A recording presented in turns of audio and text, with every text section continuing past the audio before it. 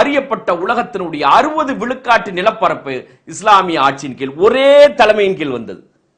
It's miracle, உலக அதிசயம். அறியப்பட்ட நிலப்பரப்பினுடைய 60 விழுக்காடு பகுதிகள் ஒரு தலைமையின் கீழ் வந்தது. அது உமையாக்களுடைய ஆட்சியில். ஹஜ்ரத் முஆவியா ரலியல்லாஹு அன்ஹு அவர்கள் தொடக்கப்பட்ட அந்த விரிவாக்க பணிகள், அவர்கள் ராணுவத்தை மிகச்சிறந்த வலிமை மிக்க நவீனமான ராணுவமாக முதலில் மாற்றி அமைக்கிறார்கள்.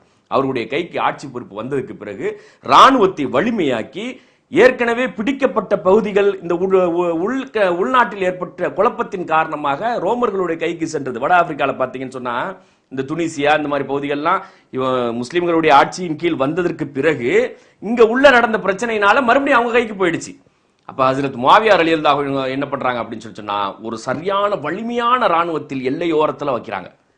இஸ்லாமிய அரசுக்கு உட்பட்ட அந்த எல்லை பகுதிகள் இருப்பாங்க, அங்க எல்லா முக்கியமான பாயிண்ட்ல எல்லாத்திலையுமே பவர்ஃபுல்லான மிலிட்டரி எல்லா இடத்தையும் செட் பண்றாங்க. கடற்படையை இன்னும் வலிமையாக்குகிறார்கள். இந்த கடற்படை வலிமையாக்கி என்ன ஆச்சுன்னா, மத்திய தரைக்கடல் முழுவதும் ஆட்சி செய்யக்கூடிய அளவிற்கு வருகிறது. அந்த அந்த கடற்பிரதேசங்களையே இஸ்லாமிய ராணுவ ஆட்சியின் கீழ் கொண்டு வரக்கூடிய சூழல் எல்லாம் ஏற்படுகிறது. அதை பார்த்த ரோமர்கள் புதிதாக ஒரு ரசாயனத்தை கண்டுபிடிக்கிறாங்க. கிரீக் ஃபயர் என்று அதுக்கு பெயர். அது எப்படின்னா, அந்த கடற்படை வருதுன்னு வச்சுக்கோங்க, இந்த ரோம பேரரசுக்கு இருக்கக்கூடிய கடற்படையிடம் ஒரு பம்ப் மாதிரி வச்சுக்கிட்டு, பைப் மாதிரி வச்சுக்கிட்டு அடிக்கிறது. அந்த ரசாயனத்தை அடிச்சோன்னு என்ன ஆகும்னா, அது அப்படியே தீயா மாறும். தீயா மாறி எதிரே வரக்கூடிய கப்பல் எல்லாம் எரிஞ்சிடும்.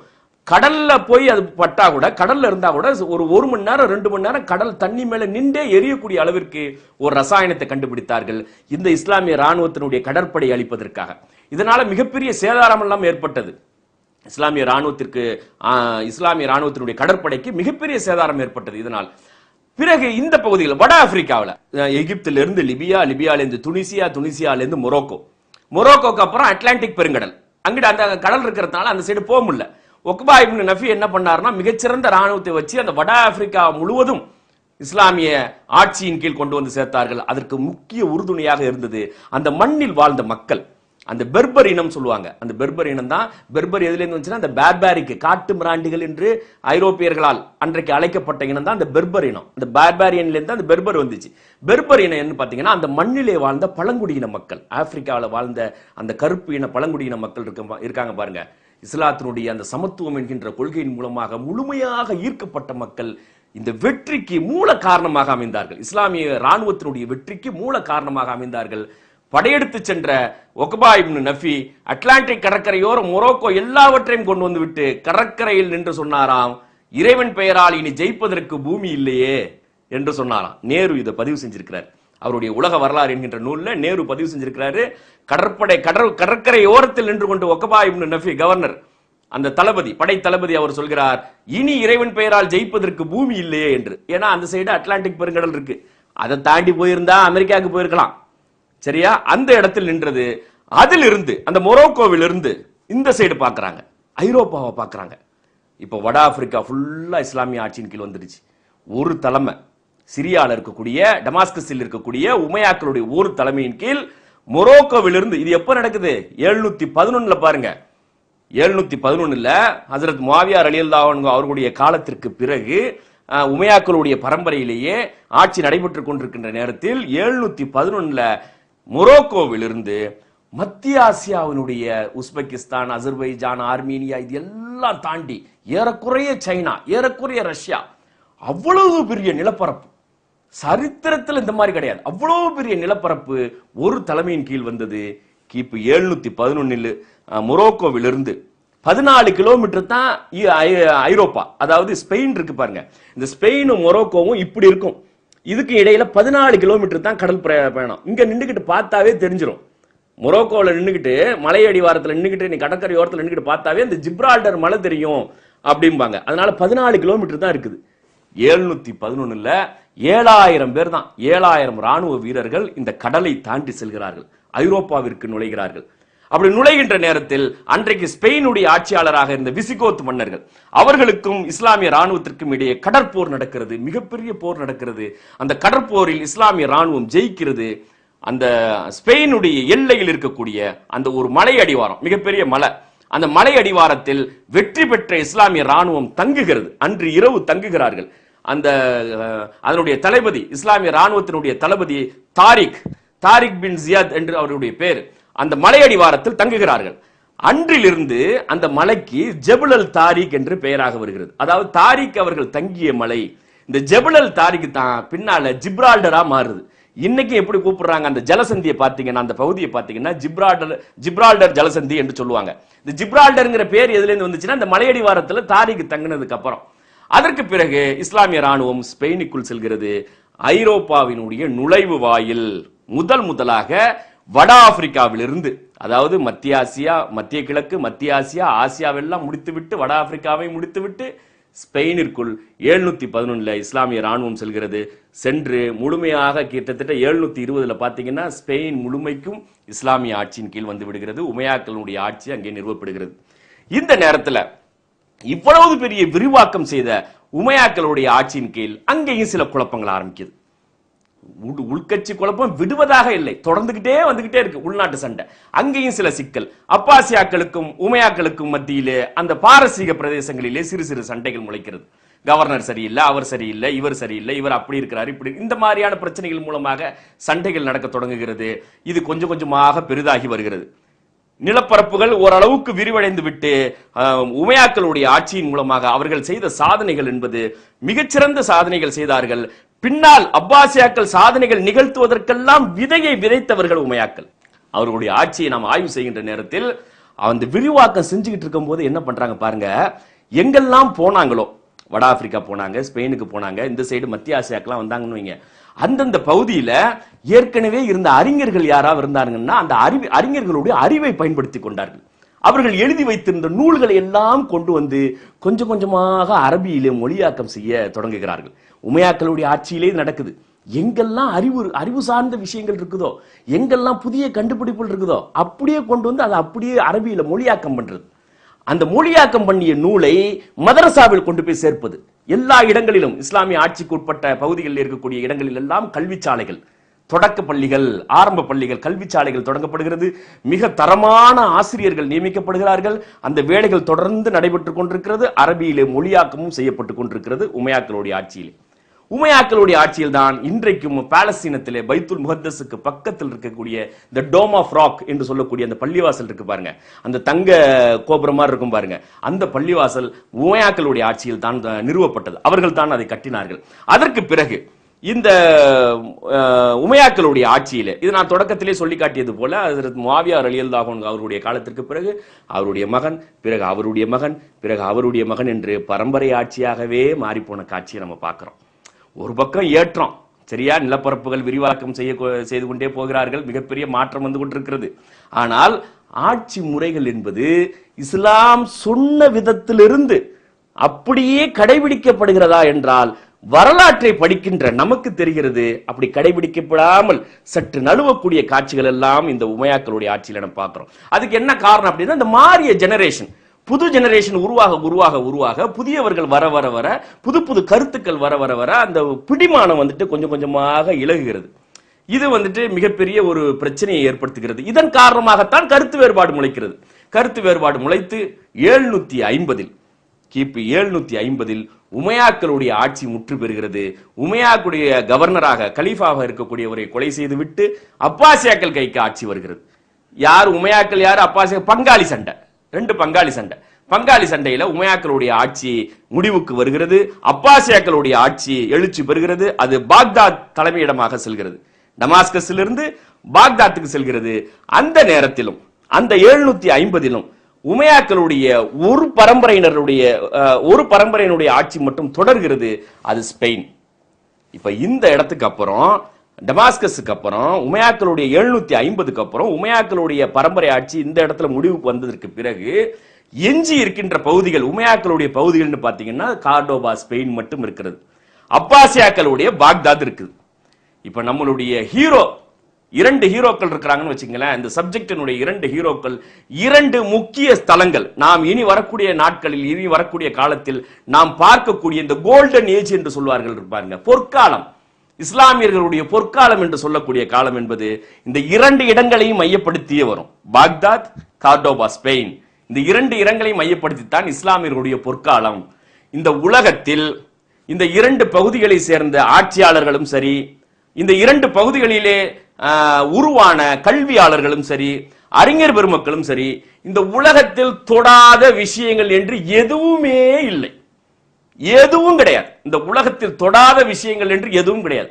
எல்லா விஷயங்களையும் ஆய்வு செய்தார்கள், எல்லாவற்றையும் நவீனப்படுத்தினார்கள், எல்லாவற்றையும் புதிய கண்டுபிடிப்புகளை செய்தார்கள், அதை உலகுக்கு வாரி வழங்கினார்கள் ஒரு கொள்கையின் அடிப்படையில். இதுதான் ரொம்ப ரொம்ப முக்கியமானது. இன்னைக்கு வந்துட்டு இந்த பாயிண்ட வச்சு இன்னைக்கு நீங்க எடை போட்டீங்கன்னு வச்சுங்களேன், எந்த அளவுக்கு சூழ்ச்சி நடக்குதுங்கிறது தெரியும்.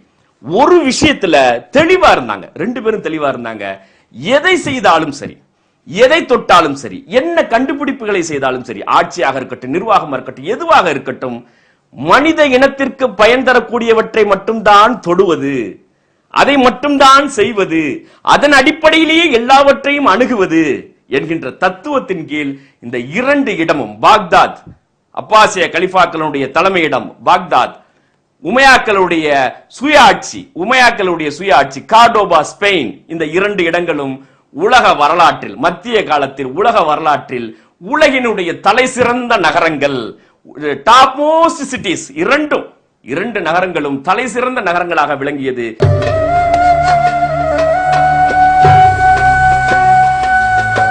சமூக நீதி முரசு முஸ்லிம் சமூகத்தின் கல்வி மற்றும் சமூக மேம்பாட்டிற்காக வெளிவரும் மாத இதழ். அடுத்த தலைமுறையை படித்த தலைமுறையாக்கிட உழைத்து வரும் சமூக நீதி அறக்கட்டளையின் வெளியீடு. சமூக நீதி முரசு மாத இதழ் மாதந்தோறும் வீடு தேடி வர ஆண்டு சந்தா ரூபாய் 120. சந்தா அனுப்ப வேண்டிய முகவரி சமூக நீதி முரசு மாத இதழ் 129/64, தம்புச்செட்டி தெரு, மண்ணடி, சென்னை 1.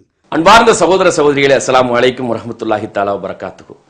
சமூக நீதி அறக்கட்டளையினுடைய பணிகளை, சமூக நீதி அறக்கட்டளையின் சார்பில் நடத்தப்படும் தொலைக்காட்சி நிகழ்ச்சியையும், நம்முடைய மாத இதழாக இருக்கக்கூடிய சமூக நீதி முரசையும் பார்த்து வரக்கூடிய மக்களுக்கு நன்றாக அறிவார்கள். முழுமையாக அடுத்த தலைமுறையை, முஸ்லிம் சமூகத்தினுடைய அடுத்த தலைமுறையை படித்த தலைமுறையாக மாற்றிட வேண்டும், அறிவாற்றல் மிக்க தலைமுறையாக மாற்றிட வேண்டும், அனைத்து துறைகளிலும் கோலோச்சக்கூடிய மக்களாக மாற்றிட வேண்டும் என்கின்ற அடிப்படையிலேயே விரிவாக திட்டங்கள் தீட்டி ஒருங்கிணைந்து பணியாற்றி வருகின்றோம். இந்த பணிகள் எல்லாம் இன்னும் ஆழமாக எடுத்து செல்ல வேண்டியிருக்கிறது, தடங்கள் இல்லாமல் எடுத்து செல்ல வேண்டியிருக்கிறது. இத்தகைய பணிகளுக்கு ஏராளமான பொருள் உதவி தேவைப்படுகிறது.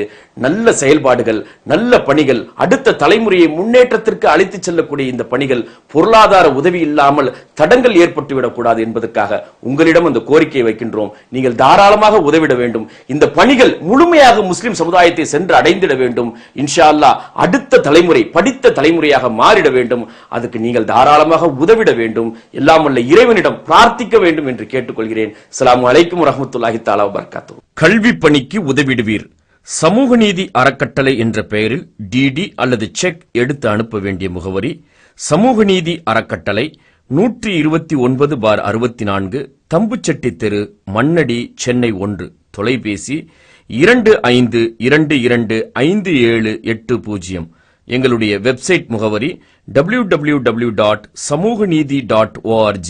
சிஎம்என் வெளியீடுகளான உயர்கல்விக்கான உன்னத வழிகாட்டி சிஎம்என் கல்வி மலர் 2009, தேசிய தலைவரான மௌலானா அபுல் கலாம் ஆசாத் அவர்களின் இந்தியா விடுதலை பெறுகிறது நூல் போன்ற பல வரலாற்று நூல்கள் மற்றும் சென்ற ரமலானில் சிஎம்என் சலீம் உரையாற்றிய இந்திய முஸ்லிம்களின் வரலாறு, இன்னும் பல்வேறு தலைப்புகளில் உரையாற்றிய சிடிக்கள் அனைத்தும் கிடைக்கும் இடம் சிஎம்என் 129/64, தம்புச்செட்டி தெரு, மண்ணடி, சென்னை 1. தொலைபேசி 25225780.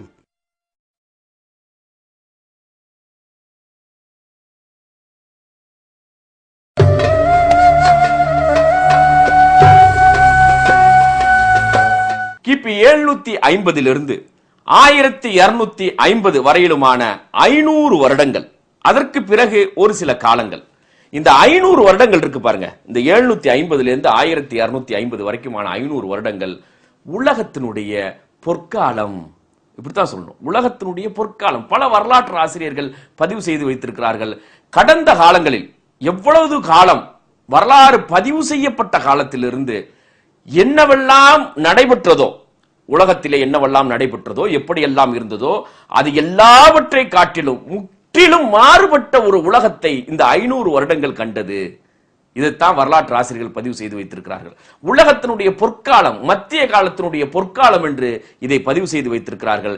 கடந்த காலத்தில் நடைபெற்று வந்த நடைமுறைகளில் இருந்து முற்றிலும் மாறுபட்டு புதிய ஒரு பார்வையை, புதிய ஒரு உலகத்தை, இன்னும் உலகத்தை வேகப்படுத்தக்கூடிய, வாழ்க்கையினுடைய தரத்தை மேம்படுத்தக்கூடிய எல்லா நிலைகளிலும், உலகத்தில் நடைபெறக்கூடிய அத்துணை நிலைகளிலும் ஒரு மேம்பட்ட வாழ்க்கையை உலகம் கண்டது. இந்த 500 வருடத்தில் கண்டது. அந்த 500 வருடங்கள் என்பது உலகத்தினுடைய ஆட்சி, அதிகாரம், இன்னும் விஞ்ஞானம், அறிவாற்றல் அத்துணைக்கும் சொந்தக்காரர்களாக முஸ்லிம்கள் இருந்தார்கள் அந்த 500 வருடத்துல. அதனாலதான் பொற்காலம், முஸ்லிம்களுடைய பொற்காலம் என்று சொல்லக்கூடிய 750 1250 வருடமான அந்த 1250 வரையுமான இந்த 500 வருடங்கள் 2 முக்கிய நகரங்கள் உலகத்தினுடைய அத்துணையும் தீர்மானித்தது. 2 முக்கிய நகரங்கள், தலைமை பீடங்கள் உலகத்தினுடைய அத்துணையும் தீர்மானித்தது. மக்களுக்கு கல்வி வழங்கியது, அறிவு வழங்கியது, செல்வத்தை வழங்கியது, ஆற்றலை வழங்கியது, இன்னும் மனித வாழ்க்கையை மேம்படுத்தக்கூடிய விஷயங்களை வழங்கியது. எல்லாவற்றையும் அறிவு ரீதியாக, பண ரீதியாக, செல்வ ரீதியாக, ஆட்சி ரீதியாக, கொள்கை ரீதியாக அத்துணையும் வழங்கிய 2 மாபெரும் நகரங்கள். ஒன்று பாக்தாத், மற்றொன்று கார்டோபா, ஸ்பெயின். இந்த 2 நகரங்களும் உலகினுடைய அறிவாற்றல் அத்துணை விஷயங்களிலும், அதுக்கு சொல்றதுக்கு வார்த்தையே கிடையாது, அவ்வளவு பெரிய சாதனைகள் நிகழ்த்தப்பட்ட 2 நகரங்கள் இருக்கிறது. எவ்வளவு பேத்துக்கு தெரியும்? இன்னைக்கு இருக்கக்கூடிய மக்களுக்கு, முஸ்லிம்களுக்கே நிறைய பேத்துக்கு தெரியாதுன்னு வச்சுங்களேன். இன்னும் ஐரோப்பால இருக்கக்கூடிய மக்களுக்கு, மத்திய ஆசியால இருக்கக்கூடிய மக்களுக்கு, மேற்கு ஆசியால இருக்கக்கூடிய மக்களுக்கு, அரபு மக்களுக்கே இதனுடைய சாதனைகள் என்ன, என்ன செய்தார்கள், இவர்கள் என்ன செய்தார்கள், இப்படி இவ்வளவு பெருசா பூஸ்டப் பண்ணி சொல்றதுக்கு, இவ்வளவு பெரிய பில்டப் பண்ணி சொல்றதுக்கு இவர்கள் என்ன செய்தார்கள், அதை நம்ம பார்க்கணும்ல. அதை நம்ம தெரிஞ்சுக்கணுமா வேணாமா? எங்க உலக முஸ்லிம்கள்ல 170 கோடி மக்கள் முஸ்லிம்கள் இருக்கிறார்கள். அதுல இந்தியாவில் வாழக்கூடிய முஸ்லிம்களும் அதுல அடக்கம். சரியா? அப்ப உலகளாவிய சகோதரத்துவம், உலக முஸ்லிம் சமூகத்தில் இந்த முஸ்லிம்களும் அடக்கம். இப்ப உலகளாவிய முஸ்லிம்களுடைய பங்களிப்பு இந்த உலகத்துக்கு, இந்த பூமிக்கு என்ன நடைபெற்றது, எதை செய்தார்கள் என்பதை நபி ஸல்லல்லாஹு அலைஹி வஸல்லம் அவங்க காலத்திலிருந்து என்ன நடந்துச்சுங்கிறத தெரிஞ்சு வச்சிருக்கணுமா வேணாமா? தெரியலையே. அந்த மண்ணில வாழக்கூடிய மக்களுக்கும் தெரியல, நமக்கும் தெரியலையே. அப்ப இன்றைய அவதூறுகள் எல்லாம் வந்து கொண்டிருக்கிறது பாருங்க. சமூகத்தை பற்றி அப்படி இருக்கிறார்கள், இப்படி இருக்கிறார்கள், தீவிரவாதிகள், அது இதுவென்றெல்லாம் வந்து கொண்டிருக்கிறது. அறிவாற்றல் இல்லாதவர்கள், புறந்தள்ளப்பட்ட மக்கள், ஒதுக்கப்பட்ட இடங்கள், சிக்கல்கள் அதிகமாக நடக்கக்கூடிய, சண்டை சச்சரவுகள் அதிகமாக நடக்கக்கூடிய இடங்களாக முஸ்லிம் நாடுகள் மாறி போயிருக்கிறது. இதெல்லாம் இப்போது நடக்கக்கூடிய சிக்கல். ஆனா எப்படி இருந்தோம், எதனால இப்படி ஆணிச்சு? அந்த 500 வருடத்தினுடைய பொற்காலம், அதனுடைய நிகழ்வுகள், வரலாற்று சம்பவங்கள் எல்லாம் எங்கே எங்கே ஒளிந்து கொண்டிருக்கிறது? தோண்டி துருவி எடுக்க வேண்டாமா? தெரிந்து கொள்ள வேண்டாமா? அற்புதத்திலும் அற்புதம். இன்னைக்கு ஒரு வரியில சொல்றா இருந்தா, இன்னைக்கு எதெல்லாம் கண்டுபிடிப்புகள் இருக்குதோ, என்னவெல்லாம் இந்த பூமியில இருக்குதோ, அது எதுவாக இருக்கட்டும், என்னவாக இருக்கட்டும், இந்த கண்டுபிடிப்புகள் அத்துணைவற்றுக்கும் காரணகர்த்தா முஸ்லிம்கள். இந்த 2 நகரங்கள், இந்த 2 நகரங்களிலிருந்து வெளிவந்த அறிஞர் பெருமக்கள், கல்வியாளர்கள், அவர்கள் செய்த சாதனைகள் தான் இன்றைக்கு உலகத்தில் இருக்கக்கூடிய அத்துணை கண்டுபிடிப்புகளுக்கும் காரணகர்த்தா. இன்னைக்கு போய் இதை வெளிப்படையா நம்ம போய் சொன்னோம்னா எவ்வளவு பேர் நம்புவாங்க சொல்லுங்க? வரலாறு மறைக்கப்பட்டிருக்கிறது, எல்லா இடங்களிலும் மறைக்கப்பட்டிருக்கிறது. ஏதோ புதுசா நம்ம தான் கண்டுபிடிச்சோம், ஐரோப்பியர்கள் தான் கண்டுபிடித்தார்கள் என்பது போல வெளிக்காட்டப்பட்டிருக்கிறது. அதையே வரலாறாகவும் பதிவு செய்கிறார்கள். யாரால் முதலில் அறிமுகப்படுத்தப்பட்டது? இப்ப நான் புதுசா ஒண்ணு கண்டுபிடிக்கணும்னு வச்சுங்க, இந்த நோட் புக்கை புதுசா நான் கண்டுபிடிக்கிறேன், சரியா? என்னால புதுசா இதை கண்டுபிடிச்சிட முடியுமா? யாராவது ஏற்கனவே கண்டுபிடிக்கப்பட்ட சில விஷயங்கள் இருக்குமே, ஆனால் அதை எடுத்து அதை மேம்படுத்த முடியும். அப்படித்தான் வாழையடி வாழியா வந்திருக்கும். அப்போ எங்க இருந்து நான் எடுத்தேங்கிற தகவலை பதிவு பண்ணணும்ல. இப்போ ஒரு வரலாற்று நூல் நான் எழுதுறேன் அப்படின்னு சொன்னா, இந்த சம்பவங்கள் எல்லாம் எங்கே இருந்து கிடைச்சிச்சு எனக்கு அப்படிங்கறத நான் சொல்லணும். சொன்னாதான் வந்துட்டு அது உறுதியான தகவல்கள் என்று நம்ப முடியும். நான் என் இஷ்டத்துக்கு நான் தான் கண்டுபிடிச்சேங்கிற மாதிரி பேசினா அது எந்த அளவுக்கு இருட்டடிப்பு. அது போன்ற சம்பவங்கள் தான் இன்றைக்கு நடந்திருக்கிறது. ஆக இந்த 500 ஆண்டு காலத்தில் இவர்கள் செய்த சாதனைகள், அப்பாசியாக்கள், பாக்தாதில் இருக்கக்கூடிய மக்கள், அந்த பேரரசு, அப்பாசியா பேரரசு, அதே போல கார்டோபாவில் இருக்கக்கூடிய உமையாக்களுடைய ஆட்சி, கார்டோபா பேரரசு, இந்த 2 பேரரசுகளுக்கு மத்தியிலே போட்டி. என்ன போட்டி அப்படின்னு பாத்தீங்கன்னா, ஒரு விஷயத்துல ரொம்ப தெளிவா இருந்தாங்க. ஆரம்பத்திலே நான் சொல்லி காட்டினது, மனித குலத்திற்கு தேவையான விஷயங்களில் மட்டும் கவனம் செலுத்துவது, அதை விட்டு வேறு எதிலும் கவனம் செலுத்துவதில்லை. எந்த துறையை தொட்டாலும் சரி அது மனித இனத்திற்கு நன்மை பயக்கக்கூடியதாக இருக்கணும். இறைவனுடைய கோபத்திற்கு ஆளாகிவிடக் கூடாது. மக்களுக்கு பயன் தரக்கூடிய விஷயத்தை அவர்கள் அறிமுகம் செய்தார்கள். ஆக இந்த விஷயத்திலும் தெளிவாக இருந்தார்கள். இந்த கண்டுபிடிப்புகளில் எல்லாம் இனி அதாவது அவர்களுடைய கைக்கு ஆட்சி அதிகாரம் வந்ததற்கு பிறகு அவர்கள் அப்பாசியாக்கள் கையிலே பாக்தாத் வந்ததற்கு பிறகு, பாரசீகம் முழுவதும் வந்ததற்கு பிறகு, கார்டோபா ஸ்பெயின்ல உமையாக்களுடைய ஆட்சி அமைந்ததற்கு பிறகு அவர்கள் என்ன செய்தார்கள் என்றால், இவ்வளவு நாளா நம்ம வந்துட்டு எக்ஸ்டெண்ட் பண்ணிக்கிட்டே இருந்தோம், நம்மளுடைய பரம்பரையும் எக்ஸ்டெண்ட் பண்ணிருக்கிறாங்க. பூமி பிடிக்கிறது, போரிடுவதிலேயே காலம் போயிடுச்சு. இஸ்லாமிய எழுச்சி அடக்குவதற்காக வந்த எதிர்ப்புகளை அடக்குவதிலேயே நம்மளுடைய காலம் போயிடுச்சு.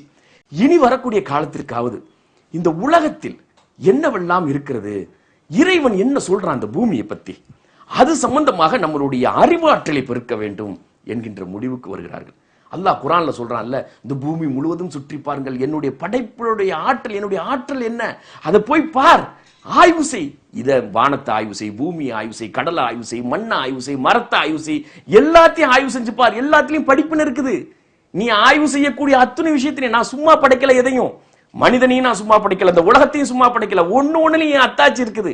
ஆய்வு பண்ணு, ஆய்வு பண்ணு, ஆய்வு பண்ணு, ஆய்வு பண்ணி அதனுடைய படைப்பினத்தினுடைய அந்த தன்மையை உணர்ந்து கொண்டு எனக்கு நன்றி செலுத்து அப்படின்னு அல்லாஹ் சொல்றான், குர்ஆன்ல சொல்றான். அப்ப என்ன ஆகுதுன்னா, இந்த முதலாக நான் முன்னாடி சொல்லி காட்டியது போல, அப்ப உமையாக்களுடைய ஆட்சியில குர்ஆன், அதாவது ஆரம்ப பள்ளிக்கூடங்கள் அங்கங்க அமைக்கப்பட்டுச்சு பாருங்க. இந்த பள்ளிக்கூடத்துல எல்லாம் குர்ஆனுடைய தஃப்சீர் வந்துட்டு மிக தெளிவாக நடக்கிறது. அப்ப இந்த பள்ளிக்கூடத்துல ஆரம்ப பள்ளிகளே எல்லா இடங்களிலும் தொடங்கினார்கள். இது ஒரு பழக்கமாவே வச்சிருந்தாங்க. எங்க போனாலும் சரி, முதல்ல ஆரம்ப பள்ளிகள் அடுத்த தலைமுறைக்கு அறிவாற்றலை கொடுக்கக்கூடிய விஷயத்தில் முழு கவனம் செலுத்தினார்கள். அப்பாசியாக்களும் செலுத்தினார்கள், உமையாக்களும் செலுத்தினார்கள். இரண்டு பேத்துக்கும் அதுல போட்டி, ரெண்டு பேத்துக்கும் பகையா இருந்தா கூட இந்த விஷயத்துல நீ நல்லா பண்றியா, நான் நல்லா பண்றேனா அப்படிங்கிற அளவுல போட்டி வந்துருச்சு. தொடக்கத்துல இருந்தே போட்டி வந்துருச்சு. ஏன் இடத்தை நான் எப்படி உருவாக்கி காட்டுறேன் பாரு அப்படின்னு சொல்லி உமையாக்கள், நாங்க எப்படி உருவாக்குறோம் பார் அப்படின்னு சொல்லி அப்பாசியாக்கள். இதுல ஸ்பெயினாவது வளம் மிகுந்த பூமி, மண் இருக்குது, ஸ்பெயின் மண்ணு, அது வந்து வளமான பகுதி. ஆனால் பாக்தாத் வந்துட்டு அவ்வளவு வளமான பகுதி கிடையாது, விவசாயத்துக்கு ஏற்ற விஷயம் கிடையாது. ஒரு குறிப்பிட்ட அளவுக்கு மட்டும்தான் அந்த ஏரியால வந்துட்டு விவசாயம் செல்லுபடி ஆகும். ஆனா இந்த ரெண்டு விஷயத்திலையும், இந்த விஷயத்துல இவங்களுக்கு மத்தியில போட்டி. என்ன போட்டி அப்படின்னா, எப்படி நாங்க உருவாக்கி காட்டுறோம் பார் அப்படிங்கிற போட்டி. அப்ப ரெண்டு பேரும் என்ன செஞ்சாங்கன்னா, ஆரம்ப பள்ளிக்கூடத்தை வந்துட்டு மிக தெளிவாக தரமான ஆசிரியர்களை வைத்து, அறிவு ஜீவிகளை வைத்து முதலில் தொடங்கினார்கள். அதுல குர்ஆன் தஃப்சீர் நடக்குது. எப்படி தஃப்சீர் நடக்குது, அல்லாஹ் வந்துட்டு என்னென்ன சொல்லி கொடுத்தானோ எல்லாத்தையும் தெளிவா அந்த மக்களுக்கு உணர்த்துறாங்க. அந்த பிள்ளைகளுடைய மனதில மூளையில கொண்டு போய் திணிக்கிறாங்க. அல்லாஹ் வந்து அதை பார்க்க சொல்றான், இதை பார்க்க சொல்றான். ஏன்னா இன்னைக்கு இருக்கிற பலா மாதிரி அன்னைக்கு கிடையாது. இன்னைக்கு தான் மார்க்க கல்வியா உலக கல்வியான்னு பட்டிமன்றம் நடக்குது, தேவையில்லாத பட்டிமன்றம், சோம்பேறிகள் செய்யற பட்டிமன்றம் நடக்குது. இந்த பட்டிமன்றம் அன்னைக்கு கிடையாது. அன்னைக்கு எல்லாம் ஒண்ணுதானே, வெள்ளக்காரன் வந்ததுக்கு அப்புறம் தானே இங்க ரெண்டா பிரிச்சோம். அப்ப இந்த குர்ஆன் தஃப்சீர் அங்க நடக்குது. அந்த பள்ளிக்கூடத்துல வந்துட்டு தஃப்சீர் நடக்குது. அவங்க தெளிவா ஒவ்வொரு குர்ஆனுக்கு விளக்கம் சொல்றாங்க. விளக்கம் சொல்லி மூளையை கிளறி விடுறாங்க. அந்த குழந்தைகளுடைய மூளையை வந்துட்டு கிளறி விடுறாங்க. குழந்தைகளை பொறுத்த வரைக்கும் நீங்க பாத்தீங்கன்னா ரொம்ப துடிப்பா இருக்கும். அந்த செல்கள்லாம் ஒரு செய்தியை போட்டா அது 9000 செய்தியை பெருகும். அதனால குர்ஆனுடைய தஃப்சீரை சொல்லி, வானத்தை அல்லாஹ் படைச்சிருக்கான்னு பார்க்க சொல்றான், பூமியை படைச்சிருக்கன்னு பார்க்க சொல்றான், கடலை ஆய்வு செய்யணும் பார்க்க சொல்றான், செடி எப்படி முளைக்குதுன்னு பார், மழை எப்படி பெய்யுதுன்னு பார், காத்து எப்படி அடிக்குதுன்னு பார், மலைகளுக்குள்ள எப்படி போகுதுன்னு பார். இதை சொன்ன படிக்க படிக்க படிக்க அந்த குழந்தைகளுக்கு ஆர்வம், அதனுடைய வேகம், அதை குறித்து ஆய்வு செய்யணும். ஒவ்வொரு குழந்தைக்கும் ஒவ்வொரு விதமான துறைகள்ல ஆர்வம் வருது. ஆர்வம் வந்ததுக்கு அப்புறம் என்னன்னா, ஆய்வு செய்யணும் சொல்லி ஒரு காட்டுத்தனமான ஆர்வம், கட்டுப்படுத்த முடியாத ஆர்வம் வருது. அப்ப ஆய்வு செய்யறதுக்கு ஏதாவது வேணுமே. இப்ப வானத்தை பத்தி ஆய்வு செய்யறாங்க, முன்னாலே யாராவது வானத்தை பத்தி ஆய்வு செஞ்சிருந்த தகவல் இருந்துச்சுன்னு வைங்களேன், அதை வச்சு ஈஸியா ஆய்வு பண்ண முடியும். அது எங்க கிடக்குது, உலகத்துல ஆள் அனுப்புறாங்க. அப்பாசிய கலிஃபாக்கள் அந்த ஆட்சிக்கு உட்பட்ட அவர்களுடைய தலைமையில் இருக்கக்கூடிய ஒரு குழு அனுப்புறாங்க. உலகத்துல வானியல் ஆய்வு தொடர்பான என்ன புத்தகம் இருந்தாலும் சரி எல்லாத்தையும் அள்ளிக்கிட்டு வா, அப்படி எந்த நாட்டுக்கு வேணாலும் போ அப்படின்னு சொல்லி உத்தரவு போடுறாங்க. கிளம்புகிறது படை. கிளம்பி முதலாக வானியல் ஆய்வு தொடர்பான அவர்களுக்கு கிடைத்தது எங்கன்னு தெரியுமா, நம்ம மண்ணில இருந்து கிடைச்சிச்சு, இந்தியாவிலிருந்து கிடைச்சிச்சு. ஆரியப்பட்டா 5ஆம் நூற்றாண்டு 6ஆம் நூற்றாண்டில் வாழ்ந்த ஆரியப்பட்டா அவர்களுடைய வானியல் ஆய்வு சம்பந்தமான நூல்கள் சமஸ்கிருதத்தில் இருந்துச்சு. அதற்கு பிறகு பிரம்மகுப்தா, இந்த ஆரியப்பட்டாவினுடைய நூல்களை இன்னும் செழுமைப்படுத்திய பிரம்மகுப்தாவினுடைய நூல்கள், இந்த 2 நூல்களையும், இந்த 2 அறிஞர்களுடைய அறிவாற்றல் மூலமாக எழுதப்பட்ட இந்த நூல்களையும் சமஸ்கிருதத்திலிருந்து அரபு மொழிக்கு மொழிபெயர்க்கிறார்கள். ஆச்சா, பிறகு தத்துவம், வானியல் இங்கேருந்து வந்துருச்சு. தத்துவம் எங்கேருந்து மறுபடியும் போறாங்க, கிரேக்கத்துக்கு போறாங்க. கிரீக்குக்கு போய் கிரேக்க தத்துவ ஞானிகளாக இருக்கக்கூடிய Socrates, Aristotle, Plato, Socrates, Plato, Aristotle, Euclid, இந்த மாதிரி உள்ள அறிஞர்களுடைய தத்துவம், அவர்களுடைய விஞ்ஞான கண்டுபிடிப்புகள் சம்பந்தப்பட்ட நூல் எல்லாத்தையும் கொண்டுட்டு வர்றாங்க. பாக்தாத்துக்கு வருது, படபடையா வருது, எல்லா அறிவு சார்ந்த நூல்களும் வருகிறது. அப்ப இந்த நூல்கள் எல்லாம் உலகெங்கிலும் கிடைக்கக்கூடிய நூல்களை எல்லாம் கொண்டு வந்து மொழி மாற்றம் செய்வதற்கான வேலைகள் ஒரு பக்கம் நடந்து கொண்டிருக்கிறது, தொடக்கத்திலே நடந்து கொண்டிருக்கிறது. இந்த நேரத்துல சரியா, இது உமையாக்களுடைய ஆட்சியிலே நடக்க தொடங்கிருச்சு. அதற்கு பிறகு அப்பாசியர்கள் கையில் ஆட்சி வந்ததுக்கு அப்புறமும் விரிவாக நடக்க தொடங்கிருச்சு. இந்த நேரத்துல அப்பாசியர்கள் கைக்கு ஆட்சி வந்த அந்த ஒரு வருஷத்துல ஒரு 750 அவங்க கைக்கு ஆட்சி வருது. 751 ஒரு சம்பவம் நடக்கிறது. இன்றைக்கு இந்த உஸ்பெகிஸ்தான் இருக்கு பாருங்க, மத்திய ஆசியா, இந்த உஸ்பெகிஸ்தான்ல வச்சுட்டு ஒரு போர் நடக்குது. யாருக்குன்னு மத்தியில பாத்தீங்கன்னா அப்பாசிய கலிஃபாக்களுடைய படைகளுக்கு, இஸ்லாமிய ராணுவத்திற்கும் சீன பேரரசிற்கும், அன்னைக்கு இருந்தக்கூடிய அந்த டாங் பேரரசு, அந்த சீன பேரரசுக்கும் இடையே ஒரு போர் நடக்கிறது. மத்திய ஆசியால வச்சு 2 பேத்துக்கு நடுவுல இருக்கக்கூடிய இடம், அந்த 2 இடம், அந்த இடம் போர் நடந்த இடம், அந்த இடத்துல வச்சு, அதாவது டாலஸ் ரிவர்னு சொல்லுவாங்க, ஒரு ஆற்றங்கரையில் வச்சு, பேட்டில் ஆஃப் டாலஸ் என்று அதுக்கு பேர். வரலாற்றுல நீங்க போய் புத்தகத்தை திறந்து பார்த்து அல்லனா வெப்சைட் நெட்ல போய் பாத்தீங்கன்னா பேட்டில் ஆஃப் டாலஸ் கொடுத்தீங்கன்னா உங்களுக்கு அதனுடைய டீடைல் எல்லாம் தெரியும், என்ன நடந்துச்சு அங்கன்னு சொல்லி. 5 நாள் தான் நடந்துச்சு. அதுக்கு முன்னால வரைக்கும் சீனர்களுக்கும் இஸ்லாமிய ராணுவத்துக்கு மத்தியிலேயோ இல்ல முஸ்லீம்களுக்கு மத்தியிலோ எந்த விதமான சண்டை சச்சரவும் கிடையாது. அதற்கு பின்னாலேயும் வரலாற்றுல சண்டை சச்சரவோ போரோ நிகழ்ந்ததற்கான வரலாற்று செய்திகளும் இல்லை. அந்த ஒரே ஒரு சம்பவத்தை தவிர வரலாற்றுல அரபு மக்களுக்கும் சீனர்களுக்கும் எந்த விதமான சண்டையும் நடந்ததா வரலாற்று செய்தியே இல்லை, அந்த ஒரு சம்பவத்தை தவிர. எதனால இது நடந்துச்சு? 5 நாள் தான் அந்த போர் நடந்துச்சு. அந்த போரில் இஸ்லாமிய ராணுவம் ஜெயித்து விட்டது. என்ன காரணம் அப்படின்னு பாத்தீங்கன்னா, இந்த இடத்துலயும் உங்களுக்கு ஒரு ஹதீஸை நான் ஞாபகப்படுத்த விரும்புறேன். நபி ஸல்லல்லாஹு அலைஹி வஸல்லம் சொன்னாங்க, ரொம்ப ரொம்ப பாப்புலரான ஹதீஸ், முக்கியமா தமிழகத்தினுடைய மீலாது விழாக்களிலும் சரி, கல்வி மாநாடுகளிலும் சரி சொல்லப்படக்கூடிய ஒரு ஹதீஸ். சீன தேசம் சென்றாயினும் சீர்கல்வி பெருக அப்படின்னு நபி ஸல்லல்லாஹு அலைஹி வஸல்லம் சொன்னதாக எல்லா அறிஞர் பெருமக்களும் சொல்லுவாங்க. நோக்கம் என்ன? அதனுடைய நோக்கம் என்னன்றா, அது அரேபியால இருந்து ரொம்ப தூரத்துல இருந்துச்சு. ஆசியாவை கடந்து, அதாவது இந்திய துணை கண்டத்தை கடந்து, இமயமலையை கடந்து சீனத்துக்கு போகணும், அப்படி இருந்துச்சு. மத்திய ஆசியா போறா இருந்தாலும் அந்த மாதிரி போகணும். அப்ப சீனா ரொம்ப தூரமா இருந்துச்சு. அப்ப நபி ஸல்லல்லாஹு அலைஹி வஸல்லம் கருத்து என்ன அப்படின்னு சொன்னா, நீ எவ்வளவு தூரம் வேணாலும் போ, அறிவை தேடிக்கொள்வதற்கு தூரம் எல்லாம் ஒரு தடையே கிடையாது. அதான் சீன தேசம் சென்றாயினும் சீர்கல்வி பெறுக, இது ஒரு அர்த்தமாச்சா. இதுல இன்னொரு விஷயம் என்னன்னா, நபி ஸல்லல்லாஹு அலைஹி வஸல்லம் அவங்க வாழ்ற காலத்திலேயே சீனர்கள் புதிய விஷயங்களை கண்டுபிடிப்பதிலேயே மிகப்பெரிய ஆர்வத்தை செலுத்தினார்கள். அவர்களுடைய ஆற்றல் அதிலே வெளிப்பட்டு அந்த செய்திகள் வந்து கொண்டிருந்த சமயம் புதுசு புதுசா கண்டுபிடிக்கிறாங்க, ஏதாவது செஞ்சுக்கிட்டே இருக்கிறாங்க, வியாபாரத்தில் பெறுகிறாங்க. இன்னைக்கும் ஒரு மாதிரியா இருக்கிறாங்கன்னு வச்சுங்களேன். அன்னைக்கே சீனர்கள் இந்த புதிய கண்டுபிடிப்புகளிலே ஒரு மிகப்பெரிய ஒரு ஆற்றல் மிக்க மக்களாக விளங்கினார்கள். இந்த இடத்துல இந்த சண்டை நடக்கிறதுக்கு காரணம் என்ன தெரியுமா? அந்த 751 பேட்டில் ஆஃப் டாலஸ்ல சண்டை நடக்கிறதுக்கு காரணம் என்னன்னு பாத்தீங்கன்னு சொன்னா, அப்பதான் அந்த செய்தி வருது, சீனாவில முதல் முறையாக காகிதத்தை தயார் செய்திருக்கிறார்கள். இந்த இருக்கு பாருங்க, இந்த பேப்பர், இந்த பேப்பரை சீனால தயார் பண்ணிருக்கிறாங்க. அதுக்கு முன்னால வரைக்கும் உலக வரலாற்றுல அதுக்கு முன்னால வரைக்கும் எழுதக்கூடிய விஷயம் எதுன்னு பாத்தீங்கன்னா, பனை ஓலை இருந்தது, தோல் இருந்தது, எலும்புகள் இருந்தது, இந்த மாதிரி விஷயத்துலதான் குறிச்சு வச்சுப்பாங்க. தொடக்க காலத்துல நபி ஸல்லல்லாஹு அலைஹி வஸல்லுக்கு குர்ஆன் அந்த வஹி வந்த நேரத்துல கூட அதுல தான் குறிச்சு வச்சுக்கிட்டாங்க. இப்ப அப்பாசிய கலிஃபாக்களுக்கு இந்த செய்தி வருது, சீனாவிலே காகிதம் கண்டுபிடித்திருக்கிறார்கள், அதை ரகசியமாக வைத்திருக்கிறார்கள் அப்படிங்கிற ஒரு செய்தி வருது. இவங்க டீல் பண்ணி பார்த்திருப்பாங்க அவங்களுக்கு, அதாவது காகித தொழில்நுட்பம் பெறுவதற்கான வழிமுறைகளை ஆராய்ந்து பார்த்திருப்பார்களுக்கு, கிடைக்கல. அந்த இடத்துல தான் இந்த சண்டை மூழுது. சண்டை மூடுறதுக்கு காரணம் அந்த லோக்கல்ல இருக்கக்கூடிய பிரச்சனை, இந்த உஸ்பெகிஸ்தான்ல அந்த மத்தியில இருக்கக்கூடிய அந்த பிரச்சனை. அந்த மக்களுக்கு ஏற்பட்ட ஒரு சின்ன பிரச்சனையினால சீன பேரரசும் இந்த அப்பாசிய பேரரசும் மோதிக்கொள்கிறது. ஆனா அந்த மக்கள் முழுமையாக இஸ்லாமிய பேரரசுக்கு ஆதரவு தெரிவிக்கிறார்கள். அப்படி சண்டை 5 நாள் நடந்து முடிவுக்கு வந்துருது, இஸ்லாமிய ராணுவம் ஜெயித்து விடுகிறது. அந்த நேரத்துல சீனர்களே ஒரு சில பேர் இந்த போர்ல கைது செய்யப்பட்ட கைதிகளாக இருக்கிறாங்க. இஸ்லாமிய ராணுவம் கைது செய்திருக்கிறது போர்ல. அப்படி கைது செய்யப்பட்டவர்களில் 2 பேத்துக்கு இந்த காகிதம் தயார் பண்றது எப்படி அப்படிங்கிற நாலேஜ் தெரிஞ்ச ஆட்கள், 2 சீனர்கள். இந்த 2 பேத்தையும் வச்சு, எனக்கு பின்னால இருக்கு பாருங்க இந்த படம், இதுதான் அந்த சமர்கண்ட்னு சொல்லுவாங்க. அதாவது அந்த மத்திய ஆசியா உஸ்பெகிஸ்தான்ல அந்த கஜகிஸ்தான், தஜகிஸ்தான், பஜகிஸ்தான் வருது பாருங்க, அந்த பகுதியில் இருக்கக்கூடிய சமர்கண்ட் ரொம்ப ரொம்ப இஸ்லாமிய வரலாற்றுல புகழ்பெற்ற ஒரு நகரம். புகாராவும் அதுக்கு பக்கத்துல தான் இருக்குது. அதோட ஒன்றிய பிரதேசம் தான் புகாரா. புகாரி இமாம் வந்தாங்க பாருங்க, அந்த புகாராவும். அப்போ சமர்கண்ட்ல வச்சு முதலாக 754 751 யுத்தம் நடக்குது. 754 அங்க அந்த சமர்கண்டில் வச்சு அந்த 2 சீனர்களையும் வைத்து முதல் முறையாக காகித ஆலை தொடங்கப்படுகிறது. பேப்பரை தயாரிக்கிறதுக்கு உண்டான ஃபேக்டரியை அப்பாசியா கலிஃபாக்களுடைய ஆட்சிக்கு உட்பட்ட அந்த பகுதியில் தொடங்குறாங்க. தொடங்கப்பட்ட செய்தி, காகித ஆலை மத்திய ஆசியாவிலே தொடங்கப்பட்டிருக்கிறது, குறிப்பாக இஸ்லாமிய உலகத்திலே தொடங்கப்பட்டிருக்கிறது, மிகப்பெரிய புரட்சியாக வெடிக்கப் போகிறது என்கின்ற செய்தி உலகம் முழுவதும் பரவுகிறது. சீனர்களிடமிருந்து அரேபிய மக்களுக்கு அந்த அறிவை பெற்றுக் கொண்டார்கள், அரேபியர்களுக்கு அந்த அறிவு கிடைத்திருக்கிறது. இன்னைக்கு இருக்கிற மாதிரிலாம் கிடையாது. இன்னைக்கு எல்லாம் வந்துட்டு ஒரு நாட்டுல கண்டுபிடிச்சதை இன்னொரு நாட்டுக்கு டெக்னாலஜியை யாரும் கொடுக்கவே மாட்டாங்க. ஒரு காலம் நீங்க வாங்க முடியாது. பேட்டன்ட் ரைட்ஸ் அது இதுன்னு ஏகப்பட்ட பிரச்சனை இருக்கு. இது பின்னால நம்ம பார்ப்போம். ஆனா அன்னைக்கு வந்துட்டு ஒரு டெக்னாலஜி இன்னொரு இடத்துக்கு போகுதுன்றா அவ்வளவு பெரிய விஷயம், அது கொடுக்கவும் மாட்டாங்க. அன்னைக்கு அப்படித்தான் இருந்துச்சு. இன்னைக்கு வேற மாதிரி இருக்குன்னு வச்சுங்களேன். ஆனால் அது அரேபியர்கள் கைக்கு கிடைச்சிச்சு.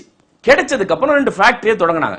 தொடங்கி உற்பத்தி செய்ய ஆரம்பிச்சதுக்கு அப்புறம் என்ன ஆச்சு அப்படின்னா, பேப்பர் அடிச்சு வர வர என்ன ஆகும், புதிதாக அதில் எழுதக்கூடிய விஷயங்கள், மேனுஸ்கிரிப்ட் ரைட்டர்ஸ் உருவானார்கள். எப்படி ஸ்டெப் பை ஸ்டெப்பா அந்த சமுதாய புரட்சி நடக்குதுன்னு பாருங்க. அதுக்கு முன்னாலேலாம் எலும்புல எழுதிக்கிட்டு இருந்தவங்க, தோல்ல எழுதிக்கிட்டு இருந்தவங்க, பேப்பர் ஈஸியா வரவனையும் மேனுஸ்கிரிப்ட் ரைட்டர்ஸ், கையெழுத்து பிரதிகள் எழுதக்கூடிய மக்கள் அதிக அளவிற்கு உருவானார்கள். அரேபியா முழுவதும் உருவாகிறாங்க. அதிக அளவிற்கு புத்தகங்கள் அடிக்கப்படுகிறது. பேப்பர் அடிச்சு வர அதிக அளவிற்கு நூல்கள் தயாராகி கொண்டிருக்கிறது. குரான் பிரதிகள் அச்சடிக்கப்படுகிறது, இஸ்லாமிய மார்க்க நூல்கள். இது அல்லாமல் இப்போது மொழிபெயர்ப்பு செஞ்சுக்கிட்டு இருக்கிறாங்க பாருங்க. மத்த ஊர்கள்ல இருந்து, இந்தியாவில இருந்தும், சமஸ்கிருதத்தில இருந்தும், கிரேக்க மொழிகளில் இருந்தும், லாட்டின் மொழிகளில் இருந்தும் மொழிபெயர்ப்பு, அரேபிய மொழிக்கு மொழிபெயர்ப்பு செய்யப்பட்டிருந்த நூல்கள் எல்லாம் புத்தகத்திலே எழுதப்படுகிறது. கையெழுத்து பிரதி எழுதக்கூடிய மக்கள் உருவாகிறார்கள். புத்தகம் லட்சக்கணக்கில் அடிச்சு வருது. 40 வருஷம் கழிச்சு அதே அப்பாசியாக்கள் பரம்பரையில் இருக்கக்கூடிய அந்த கலிஃபாக்கள் பாக்தாதிலும் காகித ஆலையை தொடங்குகிறார்கள். இன்னும் ஃபேக்டரி சமர்கண்டில் இருக்கிறது மாதிரி பாக்தாதுல காகித ஆலையை தொடங்குறாங்க. அங்க இன்னும் 2-3 ஆலைகள் தொடங்க ஆரம்பிச்சதுக்கு அப்புறம் பாத்தீங்கன்னு சொன்னா இன்னும் புத்தகங்கள். அப்ப அறிவு செல்வம் இருக்கக்கூடிய, ரொம்பவும் கஷ்டப்பட்டு பிரதிகள் எடுத்து பரவலாக போய்கிட்டு இருந்த காலம் மாறி அதிக அளவிற்கு நூல்கள் தயாரானோனையும் அறிவு செல்வம் பரவலாக எல்லா இடத்துக்கும் செல்கிறது, அடித்தட்டு மக்கள் வரைக்கும் செல்கிறது. அறிவு ரீதியான புரட்சிக்கு மிகப்பெரிய ஒரு வாய்ப்பாக அது அமைகிறது. பிறகு பாக்தாதிலிருந்து அந்த முஸ்லிம் உலகம் முழுவதும் இந்த காகித தொழில்நுட்பம் பரவுகிறது. ஆங்காங்கே காகித ஆலைகள் எல்லா இடத்திலும், மொரோக்கோ வரைக்கும் போகிறது. பிறகு மொரோக்கோவில் இருந்து ஸ்பெயினுக்கு போகிறது. சரியா? இந்த டெக்னாலஜியே நேரடியா போகுது. இங்க பிரச்சனை என்னன்னு நீங்க கவனிக்க வேண்டிய விஷயம் என்னன்னா, இப்பவும் சரி அப்பவும் சரி நிறைய விவரம் தெரிஞ்சவங்க என்ன செய்வாங்கன்னா, நான் ஒரு விஷயத்தை கண்டுபிடிச்சேன்னு சொன்னா அதன் மூலமாக உற்பத்தி செய்யற பொருட்களை மட்டும் நான் ஏற்றுமதி செய்வேன். சீனா கண்டுபிடிச்சுன்னு சொன்னா சீனாவில் உற்பத்தி பண்ணி அந்த பொருட்களை மட்டும் ஏற்றுமதி செய்வது. அந்த தொழில்நுட்பத்தை யாராவது கொடுப்பாங்களான்னா கொடுக்க மாட்டாங்க. இன்னைக்கும் கொடுக்க மாட்டாங்க, அன்னைக்கும் கொடுக்கல. ஆனா அரபு மக்கள், அந்த முஸ்லிம்கள் என்ன செய்தார்கள் என்றால், அப்பாசியாக்கள் என்ன செய்தார்கள் என்றால், தொழில்நுட்பம் தானே, நோ ப்ராப்ளம், வாங்கிக்க, எங்க வேணாலும் நீங்க போய் ஸ்டார்ட் பண்ணுங்க, யார் வேணாலும் கத்துக்குங்க அப்படின்னு சொல்லி திறந்து விட்டாங்க. இவர்கள், அதாவது சீனர்களிடமிருந்து காகித தொழில்நுட்பத்தை இவர்கள் கற்றுக்கொண்டார்கள். கத்துக்கிட்டதுக்கு அப்புறம் இவங்க என்ன செஞ்சாங்க, முக்கியமா ஒரு விஷயம் என்னன்னா, அந்த தொழில்நுட்பத்தை வந்துட்டு ஷார்ப் பண்றாங்க, இன்னும் வந்துட்டு அதுக்கு மேன்மைப்படுத்துறாங்க. சீனர்கள் கண்டுபிடித்த காகிதத்திற்கு அவர்களுடைய ரா மெட்டீரியல்ஸ் இருக்கு பாருங்க, அது வந்து ஒரு வகையான மரம். ஆனா அப்பாசியாக்களுடைய காலத்துல அவங்க வந்துட்டு கண்டுபிடிச்ச அந்த அவங்க உற்பத்தி செய்யற அந்த காகிதத்துக்கு வந்துட்டு இன்னும் காசு கம்மியா இருக்கக்கூடிய மரங்கள், அதிகமாக உற்பத்தியை தரக்கூடிய மரங்கள், அதிகமான குவாலிட்டியை தரக்கூடிய மரங்களை அவர்கள் பயன்படுத்தி அந்த தொழில்நுட்பத்தை மேன்மைப்படுத்தினார்கள். மேன்மைப்படுத்தி அது மொரோக்கோக்கு போய், மொரோக்கோல இருந்து ஸ்பெயினுக்கு போகுது.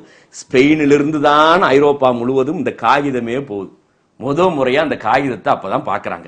ஆக காகித தொழில்நுட்பம் முதலாக அறிமுகமாகி, நான் சொன்ன இந்த இஸ்லாமிக் கோல்டன் ஏஜ், இந்த 500 வருடங்கள்ல முதல்ல செஞ்ச புரட்சி, முதல்ல புரட்சி அல்லாவா ஏற்படுத்துறான். அது ஒரு அற்புதம் தானே. அது சீனர்களிடமிருந்து ஐரோப்பாவுக்கு போகாம, ரஷ்யாவுக்கு போகாம எப்படி இவங்க கையில மாட்ட வச்சான். மாட்ட வச்சு இந்த விஷயங்கள் எல்லாம் பரவலாக்குறான் பாருங்க.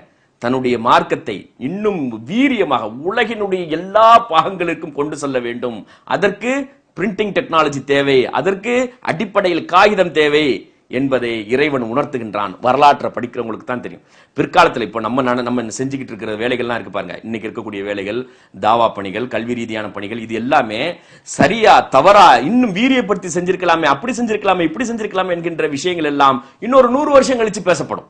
அடாடா அவர் அப்படி பண்ணியிருந்தாருன்னா நம்மளுக்கு நல்ல மாற்றம் வந்திருக்குமே அப்படின்னா இதை கெஸ் பண்றவங்க சரியா தவறா என்று எடை போடக்கூடியவர்கள் இன்னும் 100 வருஷம் கழிச்சு எடை போடுவாங்க.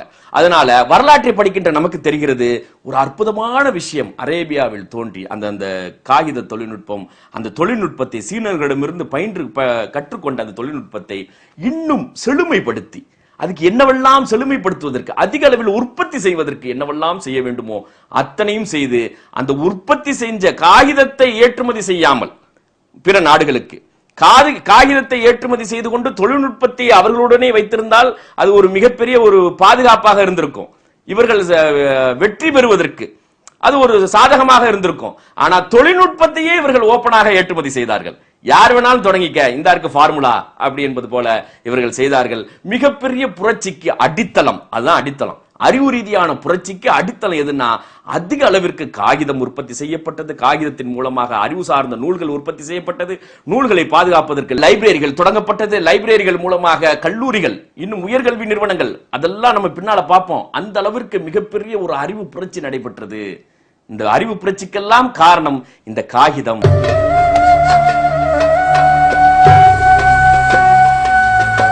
சமூக நீதி முரசு முஸ்லிம் சமூகத்தின் கல்வி மற்றும் சமூக மேம்பாட்டிற்காக வெளிவரும் மாத இதழ். அடுத்த தலைமுறையை படித்த தலைமுறையாக்கிட உழைத்து வரும் சமூக நீதி அறக்கட்டளையின் வெளியீடு. சமூக நீதி முரசு மாத இதழ் மாதந்தோறும் வீடு தேடி வர ஆண்டு சந்தா ரூபாய் 120. சந்தா அனுப்ப வேண்டிய முகவரி சமூக நீதி முரசு மாத இதழ் 129/64 தம்புச்செட்டி தெரு, மண்ணடி, சென்னை 1. அன்பார்ந்த சகோதர சகோதரிகளே, அஸ்ஸலாமு அலைக்கும் வரஹ்மத்துல்லாஹி தஆலா வபரகாத்துஹு. சமூக நீதி அறக்கட்டளையினுடைய பணிகளை சமூக நீதி அறக்கட்டளையின் சார்பில் நடத்தப்படும் தொலைக்காட்சி நிகழ்ச்சியையும் நம்முடைய மாத இதழாக இருக்கக்கூடிய சமூக நீதி முரசையும் பார்த்து வரக்கூடிய மக்களுக்கு நன்றாக அறிவார்கள். முழுமையாக அடுத்த தலைமுறையை, முஸ்லிம் சமூகத்தினுடைய அடுத்த தலைமுறையை படித்த தலைமுறையாக மாற்றிட வேண்டும், அறிவாற்றல் மிக்க தலைமுறையாக மாற்றிட வேண்டும், அனைத்து துறைகளிலும் கோலோச்சக்கூடிய மக்களாக மாற்றிட வேண்டும் என்கின்ற அடிப்படையிலேயே விரிவாக திட்டங்கள் தீட்டி ஒருங்கிணைந்து பணியாற்றி வருகின்றோம். இந்த பணிகள் எல்லாம் இன்னும் ஆழமாக எடுத்துச் செல்ல வேண்டியிருக்கிறது, தடங்கள் இல்லாமல் எடுத்துச் செல்ல வேண்டியிருக்கிறது. இத்தகைய பணிகளுக்கு ஏராளமான பொருள் உதவி தேவைப்படுகிறது. நல்ல செயல்பாடுகள், நல்ல பணிகள், அடுத்த தலைமுறையை முன்னேற்றத்திற்கு அழைத்துச் செல்லக்கூடிய இந்த பணிகள் பொருளாதார உதவி இல்லாமல் தடங்கள் ஏற்பட்டுவிடக் கூடாது என்பதற்காக உங்களிடம் அந்த கோரிக்கையை வைக்கின்றோம். நீங்கள் தாராளமாக உதவிட வேண்டும். இந்த பணிகள் முழுமையாக முஸ்லிம் சமுதாயத்தை சென்று அடைந்திட வேண்டும். இன்ஷா அல்லாஹ் அடுத்த தலைமுறை படித்த தலைமுறையாக மாறிட வேண்டும். அதுக்கு நீங்கள் தாராளமாக உதவிட வேண்டும். எல்லாம் வல்ல இறைவனிடம் பிரார்த்திக்க வேண்டும் என்று கேட்டுக்கொள்கிறேன். அஸ்ஸலாமு அலைக்கும் வரஹ்மத்துல்லாஹி தஆலா வபரகாத்துஹு. கல்வி பணிக்கு உதவிடுவீர். சமூக நீதி அறக்கட்டளை என்ற பெயரில் டிடி அல்லது செக் எடுத்து அனுப்ப வேண்டிய முகவரி சமூக நீதி அறக்கட்டளை 129/64 தம்புச்செட்டி தெரு, மண்ணடி, சென்னை 1. தொலைபேசி 25225780. எங்களுடைய வெப்சைட் முகவரி www.samuganidhi.org. சிஎம்என் வெளியீடுகளான உயர்கல்விக்கான உன்னத வழிகாட்டி சிஎம்என் கல்வி மலர் 2009, தேசிய தலைவரான மௌலானா அபுல் கலாம் ஆசாத் அவர்களின் இந்தியா விடுதலை பெறுகிறது நூல் போன்ற பல வரலாற்று நூல்கள் மற்றும் சென்ற ரமலானில் சிஎம்என் சலீம் உரையாற்றிய இந்திய முஸ்லிம்களின் வரலாறு, இன்னும் பல்வேறு தலைப்புகளில் உரையாற்றிய சிடிக்கள் அனைத்தும் கிடைக்கும் இடம் சிஎம்என் 129/64 தம்புச்செட்டி தெரு, மண்ணடி, சென்னை 1. தொலைபேசி 25225780.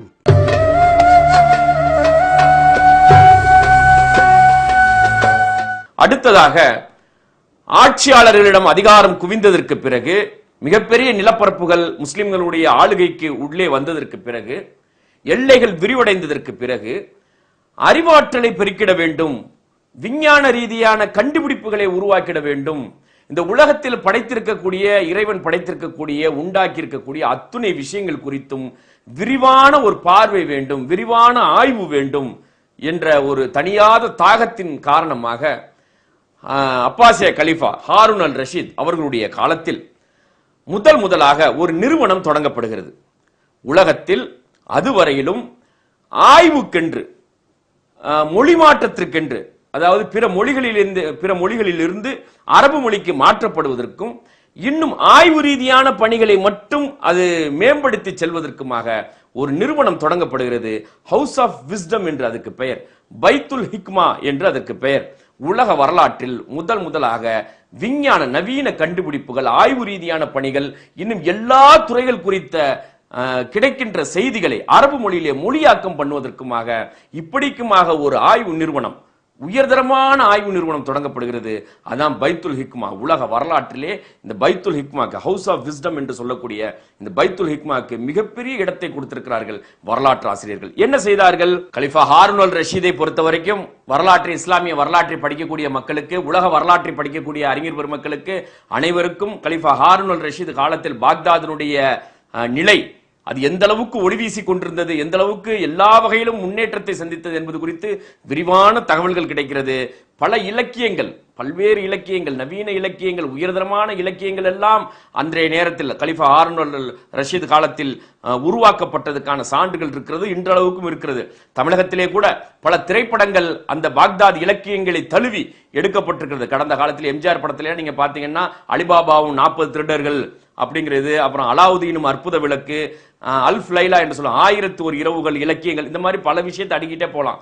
அவ்வளவு இலக்கிய வலிமை மிக்க இலக்கிய வேலைகள் அதிகமாக நடைபெறக்கூடிய பல்வேறு படைப்புகள், இலக்கிய ரீதியாக, இலக்கண ரீதியாக, கவிதைகள் ரீதியாக பல்வேறு படைப்புகளுக்கு உரிய முக்கியத்துவம் கொடுக்கப்பட்டு அந்த படைப்பாளிகளை ஊக்குவிக்கக்கூடிய ஒரு கலிஃபாவாக, ஒரு ஆட்சியாளராக கலிஃபா ஹாரூன் அல் ரஷீத் அவர்கள் அந்த அன்றைய தினத்தில் திகழ்ந்திருக்கிறார்கள். அவர்களுடைய காலத்துல தான் இந்த ஹவுஸ் ஆஃப் விஸ்டம் தொடங்கப்படுகிறது. என்ன செஞ்சாங்க அப்படின்னா, தன்னுடைய ஆளுகைக்கு உட்பட்ட பகுதிகள் அல்லாமல், இஸ்லாமிய அரசுக்கு உட்பட்ட பகுதிகள் அல்லாமல் உலகில் இருக்கக்கூடிய எல்லா இடங்களுக்கும் சரியான தூதர்களை, சரியான அறிஞர் பெருமக்களை அனுப்புகிறார்கள். நீங்க எங்க வேணாலும் போங்க, உலகத்துல எந்த மூல முடுக்குக்கு வேணாலும் போங்க, எங்கெல்லாம் அற்புதமான தகவல்கள் இருக்கிறதோ, அற்புதமான நவீன கண்டுபிடிப்புகளை உள்ளடக்கிய பொக்கிஷங்கள் இருக்கிறதோ, புத்தகங்களாக எழுதப்பட்ட, ஓலைச்சுவடிகளாக எழுதப்பட்டது, இன்னும் பல்வேறு வடிவங்களில் எழுதப்பட்டு இருக்கிறதோ, இன்னும் பல்வேறு இடங்களிலே அறிஞர்கள் இருக்கிறார்களோ அவ்வளவு பேரையும் அழைத்து வாருங்கள் என்று ஆட்களை அனுப்புகிறார்கள். உலகத்தினுடைய எல்லா பாகத்திற்கும் அந்தந்த பகுதியினுடைய அரசர்களோடு தொடர்பு கொண்டு இணக்கமாக, நெருக்கமாக எல்லா இடங்களுக்கும் ஆட்கள் அனுப்பப்படுகிறது. கிரேக்கத்துக்கு அனுப்பப்படுகிறது, இந்தியாவிற்கு வருகிறார்கள். இன்னும் சொல்ல போனால் வடக்கே அன்றைக்கு மிகப்பெரிய ஒரு பல்கலைக்கழகமாக இருந்த தட்சசீலம் பல்கலைக்கழகத்திற்கு வருகிறார்கள். அங்கே வந்து அங்கே இருக்கக்கூடிய சிறந்த அறிஞர் பெருமக்களை பாக்தாத்திற்கு அழைத்து செல்கிறார்கள். அதே போல முதல்ல ஆரியப்பட்டா அவருடைய படைப்புகள், அதற்கு பிறகு பிரம்மகுப்தாவினுடைய படைப்புகள் எல்லாம் சமஸ்கிருத மொழியில இருக்கிறது. அந்த சமஸ்கிருத மொழியில இருக்கிற தகவல்கள் எல்லாத்தையும் பாக்தாத்து கொண்டுட்டு போறாங்க. கொண்டு போய் அங்க அரபு மொழியில மாற்றம் பண்றாங்க. அதே மாதிரி கிரேக்கத்துக்கு போறாங்க. கிரேக்கத்துல, கிரீக்ல அன்னைக்கு தான் தத்துவவியலுடைய தந்தை சாக்ரட்டிஸ், பிளாட்டோ, அரிஸ்டாட்டில், யூக்ளிட், இந்த மாதிரியான அறிஞர்களுடைய தத்துவவியலும் கண்டுபிடிப்புகளும் கிரேக்க மொழியிலிருந்து இங்கே பாக்தாத்திற்கு கொண்டு வரப்பட்டு அங்கே அரபு மொழியிலே மொழியாக்கம் பண்ணப்படுகிறது. இப்படி உலகத்தினுடைய எல்லா பாகத்திற்கும் சென்று தகுந்த பொக்கிஷங்களை, அறிவு பொக்கிஷங்களை எல்லா துறைகள் சம்பந்தமாகும் ஒன்ன கூட விடல. அது மருத்துவமா இருக்கட்டும், சட்டமா இருக்கட்டும், இயற்பியலா இருக்கட்டும், வேதியியலா இருக்கட்டும், வரலாறா இருக்கட்டும், புவியியலா இருக்கட்டும், கலையா இருக்கட்டும், இலக்கியமா இருக்கட்டும், எல்லாம் எது சம்பந்தமாகவும் சரி ஒன்ன கூட விட்டு வைக்கல. அந்தந்த துறைகளிலே கோலோச்சி இருந்த அறிஞர் பெருமக்கள், அந்தந்த துறைகளிலே ஏற்கனவே செய்து வைக்கப்பட்ட சாதனைகள் அத்துணைவற்றையும் இந்த ஹவுஸ் ஆஃப் விஸ்டம் என்று சொல்லக்கூடிய இந்த பாக்தாத்திற்கு கொண்டு வந்து அங்கே கொண்டு வந்து அரபு மொழியிலே எல்லாவற்றையும் மொழிபெயர்ப்பு செய்கிறார்கள்.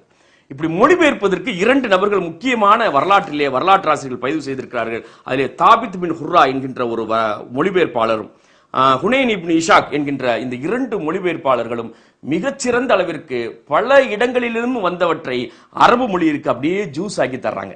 அந்தந்த பகுதியில் இருந்த கண்டுபிடிப்புகள் எல்லாவற்றையும் எடுத்து சாறு பிழிந்து இன்னும் அதை மேன்மைப்படுத்தி ஆய்வுக்காக அதை இன்னும் மெருகூட்டுவதற்காக அரபு மொழியிலே மொழியாக்கம் செய்யப்பட்டு பல்வேறு இடங்களிலும் பாக்தாத் ஆளுகைக்கு உட்பட்ட அப்பாசிய கலிஃபாக்களுடைய ஆளுகைக்கு உட்பட்ட அந்த மதரசாக்களில் சின்ன பிள்ளைங்க படிச்சுட்டு வர்றாங்க பாருங்க, இந்த படித்து கொண்டு வருகின்ற இந்த பள்ளிக்கூடங்களுக்கு இங்கே மொழியாக்கம் செய்யப்பட்டது, இந்த பைத்துல் ஹிக்மால மொழியாக்கம் செய்யப்பட்ட நூல்கள் பாட புத்தகங்களாக மாற்றப்பட்டு இந்த பள்ளிக்கூடங்கள் அனைத்திற்கும் செல்கிறது. எப்படி இருக்கும் ஒரு நிமிஷம் நீங்க கற்பனை பண்ணி பாருங்க. உயரிய வானியல் கண்டுபிடிப்பு அன்றைக்கு இருந்த அந்த 5ஆம் நூற்றாண்டு 6ஆம் நூற்றாண்டுல ஆரியப்பட்டா பிரம்மகுப்தா சமஸ்கிருதத்தில் இருந்தது. அதுதான் அன்னைக்கு மிகச்சிறந்த வானியல் ஆய்வாக கருதப்பட்டது. அது அப்படியே மொழியாக்கம் பண்ணி அந்த ஒரு 10 வயசு 15 வயசு குழந்தைகள் படிக்கக்கூடிய பள்ளிக்கூடத்தில் கொண்டு போய் அதை சேர்க்கும் போது அந்த குழந்தைகள் அதை படித்துக் கொண்டு இன்னும் மெருகூட்டி இன்னும் அது தொடர்பான ஆய்வுகளிலே நாம் ஈடுபட வேண்டும் என்கின்ற ஒரு காட்டுத்தனமான ஆர்வத்தை புகுத்துகிறார்கள். இப்படி பல துறைகள் இருந்தோம். இயற்பியல் சம்பந்தமா, வானியல் சம்பந்தமா, மருத்துவம் சம்பந்தமா, கலை, இலக்கியம், கவிதைகள் ஒன்ன கூட விடல. தொடாத ஐட்டமே கிடையாது. உலகத்தில் இறைவன் படைத்திருக்கக்கூடிய அத்துணை விஷயங்களிலும் இவர்கள் தொட்டார்கள். எல்லாவற்றையும் கொண்டு வந்து மொழியாக்கம் செய்தார்கள். இப்படி மொழியாக்கம் செய்யப்பட்டது அடுத்த தலைமுறையினுடைய வளர்ச்சிக்காக, அவர்களுடைய அறிவாற்றலை பெருக்குவதற்காக கடைநிலை வரைக்கும் கொண்டு செல்லப்பட்டது. மிகச்சிறந்த அறிவாளர்கள் உருவாவார்கள். இப்ப இதை புரிஞ்சுக்கணும்னா நான் உங்களுக்கு ஒரு உதாரணம் சொல்றேன் பாருங்க. இப்ப நிகழ்காலத்தில் இது எப்படி நடக்கும், கொண்டு போய் சேர்த்தம் சொன்னா நல்ல ஒரு கண்டுபிடிப்பு, நல்ல ஒரு தகவல் இருக்குதுன்னு வைங்களேன். அதை கொண்டு போய் ஒரு பள்ளிக்கூடத்துல படிக்கக்கூடிய அந்த பிஞ்சு உள்ளத்துல நீ கொண்டு போய் விதைச்சிங்கன்னா அது எப்படி மாறுதல் ஆகுங்கிறதுக்கு சொல்றேன். தமிழகத்துல வந்துட்டு இப்ப நிறைய மதரசாக்கள் இருக்குது. வேலூர் பாக்கியா சாலிஹாத் இருக்குது, திண்டுக்கல்ல யூசுஃபியா இருக்குது, ஈரோட்ல தாவூதியா இருக்குது, நீடூர்ல இருக்கிறது, லால்பேட்டையில இருக்கிறது. இப்படி பல தமிழ்நாட்டினுடைய எல்லா இடத்துலயும் இருக்குதுன்னு வச்சுங்களேன். நல்ல தரமான மதரசாக்கள் இருக்குது. அற்புதமான மாணவர்கள் அங்கே படித்து வந்து கொண்டிருக்கிறார்கள். மார்க்க ரீதியாக ஹாஃபிஸ்களாகவும் குரானை மனனம் செய்யக்கூடியவர்களாகவும் ஃபிக்ஹ் சம்பந்தமாக, அரபு இலக்கணம் சம்பந்தமாக படித்து வருகிறார்கள். இப்போ அவங்க ஒரு 7 வருஷம் படிச்சுட்டு வர்றாங்க. சரியா? படிச்சுட்டு வரும்போது இன்னும் ஒரு 3 வருஷம் கூடுதலாக போஸ்ட் கிராஜுவேஷன்ங்கிற மாதிரி ஒரு டிகிரி ஏதாவது ஒரு கோர்ஸ் மாதிரி ஃபிக்ஸ் பண்ணி, இப்போ உதாரணத்துக்கு வானியல் சம்பந்தமாக இன்னைக்கு இருக்கக்கூடிய வானியல் சம்பந்தமாக, இப்ப ஸ்பேஸ் டெக்னாலஜி இன்னைக்கு இருக்கிறது, ஸ்பேஸ் சயின்ஸ் சொல்லுவோம். சரியா? வானியல் அறிவியல் இன்னைக்கு நவீனமா இருக்குது, ரொம்ப நவீனமா இருக்குது. அன்னைக்கு இருந்த மாதிரி கிடையாது. இன்னைக்கு எல்லா வகையான புதிய இன்னைக்கு லேட்டஸ்டா என்ன இருக்குதோ அது இருக்குது ஸ்பேஸ் டெக்னாலஜி. இந்த ஸ்பேஸ் டெக்னாலஜி இருக்கக்கூடிய சிலபஸ் இங்கிலீஷ்ல இருக்குது. சரியா? ஆங்கிலத்துல இருக்குது. இத அரபியில மொழியாக்கம் பண்ணி இப்ப திண்டுக்கல்லையோ இல்ல வேலூர்லயோ இல்ல ஈரோட்லயோ இருக்கக்கூடிய மதரசால கொண்டு போய் நீங்க சேர்க்கிறீங்க. அரபுல மொழியாக்கம் பண்ணி அதை கொண்டு போய் சேர்க்கிறீங்க. சேர்த்து அவர்களுக்கு அந்த பாட ரீதியான பயிற்சி கொடுக்கப்படுகிறது. அந்த பாடத்தை 3 ஆண்டுகள் அல்லது 4 ஆண்டுகள் அல்லது 5 ஆண்டுகள் படித்து விட்டு வரலாம் என்கின்ற அளவுக்கு ஒரு ஏற்பாடு, ஜஸ்ட் ஒரு பேச்சுக்கு சொல்றேன், ஒரு ஏற்பாடு செய்யப்பட்டு வருதுன்னு வச்சுங்களேன். அந்த வரக்கூடிய தலைமுறை எப்படி வரும்னு பாருங்க. அதாவது அந்த ஸ்பேஸ் டெக்னாலஜி இன்றைக்கு படிக்கிறதுக்கு இயற்கையிலே அவர்களுக்கு கணிதமும் இயற்பியலும் தெரிஞ்சிருக்குன்னு வச்சுங்க. அதனுடைய ஏற்பாடுகளோடு இந்த டெக்னாலஜி, இந்த கண்டுபிடிப்புகளையும் கொண்டு போய் மதரசாவில் நம்ம சேர்க்கும் போது ஆலிம் ஸ்பேஸ் சயின்டிஸ்டா வருவார். படித்துட்டு 7 வருஷம் முடிச்சுட்டு இல்ல 10 வருஷம் முடிச்சுட்டு பட்டம் வாங்கிட்டு வர்ற ஆலிம் எப்படி வருவார்னா வானியல் நிபுணர், வானியல் விஞ்ஞானி, ஸ்பேஸ் சயின்டிஸ்டா வருவார். வானத்தை கடந்து நிலவிற்கு செல்லக்கூடிய ஆற்றல் படைத்த பெருமக்களாக ஆலிம்கள் வருவார்கள். இதுதான் அந்த கான்செப்ட். அப்ப இந்த மாதிரி கான்செப்ட் தான் அன்றைக்கு அமைக்கப்பட்டுச்சு. நவீனமாக இருக்கக்கூடிய லேட்டஸ்டாக இருக்கக்கூடிய டெக்னாலஜியை மொழியாக்கம் பண்ணி படித்துக் கொண்டிருக்கின்ற மாணவர்களுக்கு கொண்டு போய் அதை வைத்தார்கள்.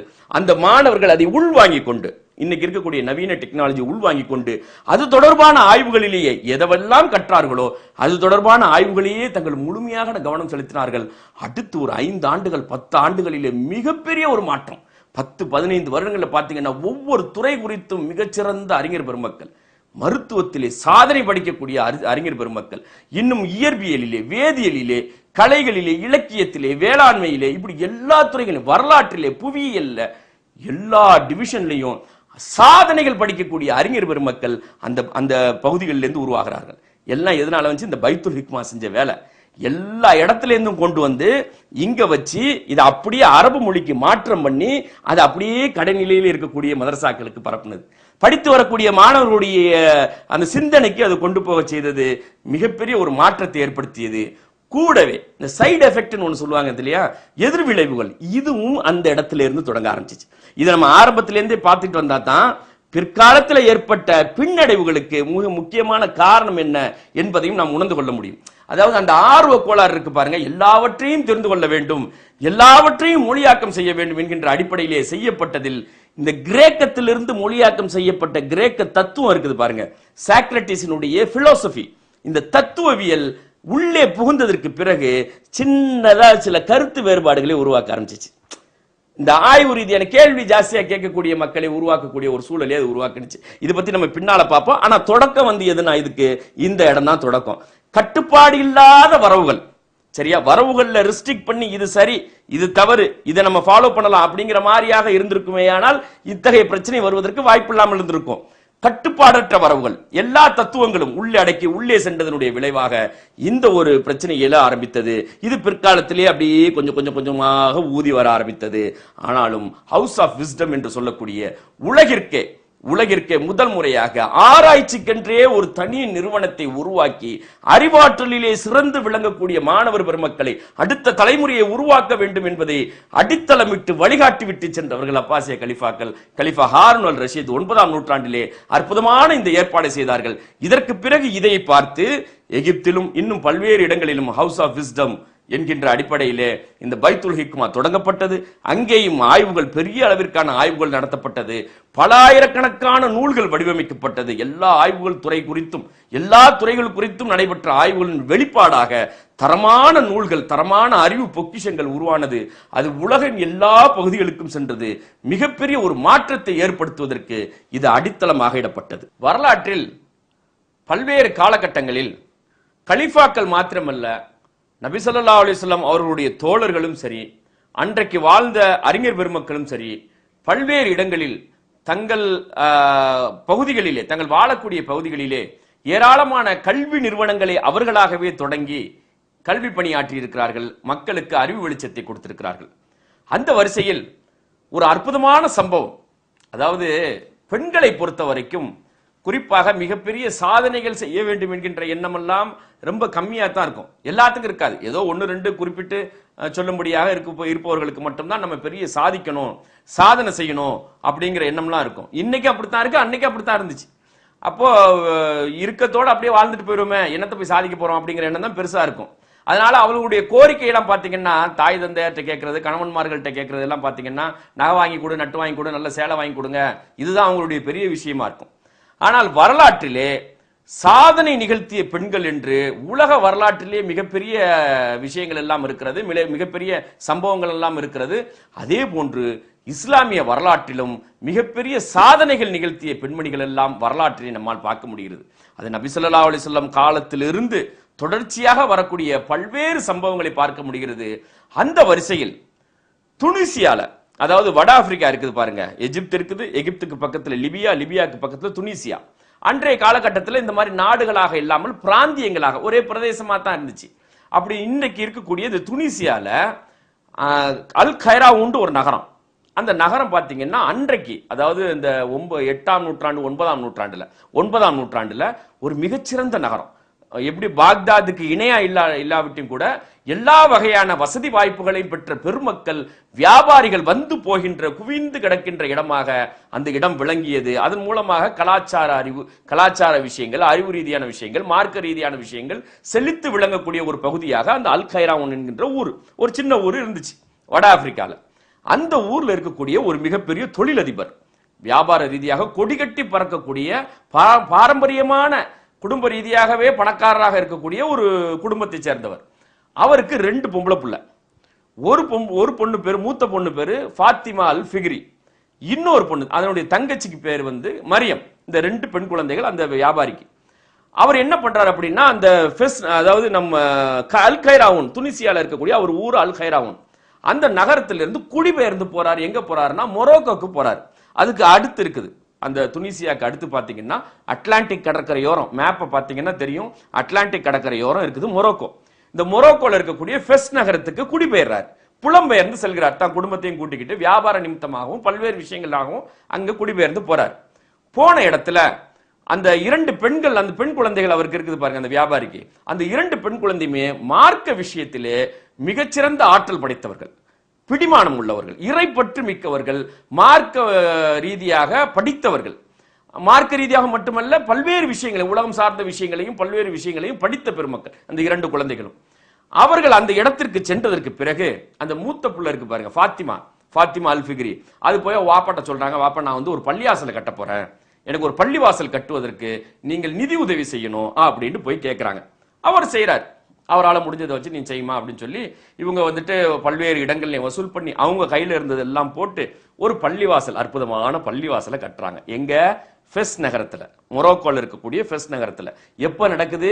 859, 9ஆம் நூற்றாண்டுல, கிபி 859 நபி ஸல்லல்லாஹு அலைஹி வஸல்லம் வஃபாத் ஆகி ஒரு 200 வருஷம், 220 வருஷத்துல ஒரு பள்ளிவாசலை கட்டுனதுக்கு அப்புறம் அவங்களுக்கு இன்னும் ஆர்வம் ஜாஸ்தி ஆகுது. நம்ம வாழ்நாள் சாதனையை ஏதாவது செஞ்சுட்டு போகணும், காலம் இருக்கிற வரைக்கும், உலகம் இருக்கிற வரைக்கும் நம்ம பேரை சொல்ற மாதிரி ஏதாவது நம்ம செய்யணும் அப்படிங்கிற சிந்தனை அவங்களுக்கு வருது. 2 பொம்பளை பிள்ளைக்கு வருது பாருங்க. ஆம்பளை பிள்ளை இல்ல, பொம்பளை பிள்ளைங்க எல்லாம் என்ன கேட்க நான் முன்னாலே சொல்லி தந்தேன். வாப்பாட்ட போய் அதையும் இதையும் நகை வாங்கித்தாங்க வாப்பா, இல்ல நட்டு வாங்கித்தாங்க, இல்ல சேலை வாங்கித்தாங்க. கணவன்மார்கள்ட்ட கேட்கறது அப்படித்தான் இருக்கும், வாப்பாட்ட கேட்கறது அப்படித்தான் இருக்கும். இந்த பிள்ளைகளை போய் முதல்ல பள்ளிவாசல் கட்டணும் வாப்பா, எனக்கு அது உதவி செய்யுங்க அப்படின்னு சொல்லி பள்ளிவாசல் கட்டி முடிச்சுட்டு அதுக்கப்புறம் போய் நிக்கிறாங்க. வாப்பா நாங்க பள்ளியை கட்டிட்டோம், எங்களுக்கு ஒரு நல்ல காலேஜ் உருவாக்கணும், ஒரு யூனிவர்சிட்டி, ஒரு ஜாமியா உருவாக்கணும் அப்படிங்கிற ஆசை அப்படின்னு போய் சொல்றாங்க. வாப்பாவும் குறுக்க நிக்கல, நீங்க நல்லா தாராளமா செய்யுங்கம்மா, 2 பொம்பளை பிள்ளை தானே, அவர் ஆம்பளை பிள்ளை மாதிரி வளர்க்கிறாரு, எல்லா வகையான துணிச்சலும் கொடுத்து கல்வியை கொடுத்து நல்லா வளர்க்கிறாரு. அப்ப என்ன பண்றாங்க, வாப்பா நீங்க எங்களுக்கு நிறைய பண உதவி செய்யணும் அப்படின்னு கேட்கிறாங்க.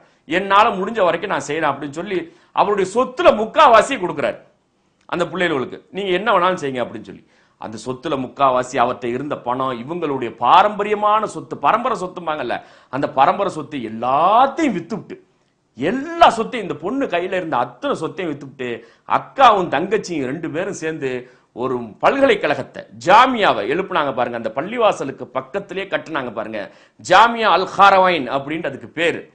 இன்றைக்கு உலக வரலாற்றுல இன்னைக்கு என்ன ஆச்சு, எத்தனை வருஷம் ஆச்சு பாருங்க, ஏறக்குறைய 1100 வருஷம், 1200 வருஷம் ஆச்சு.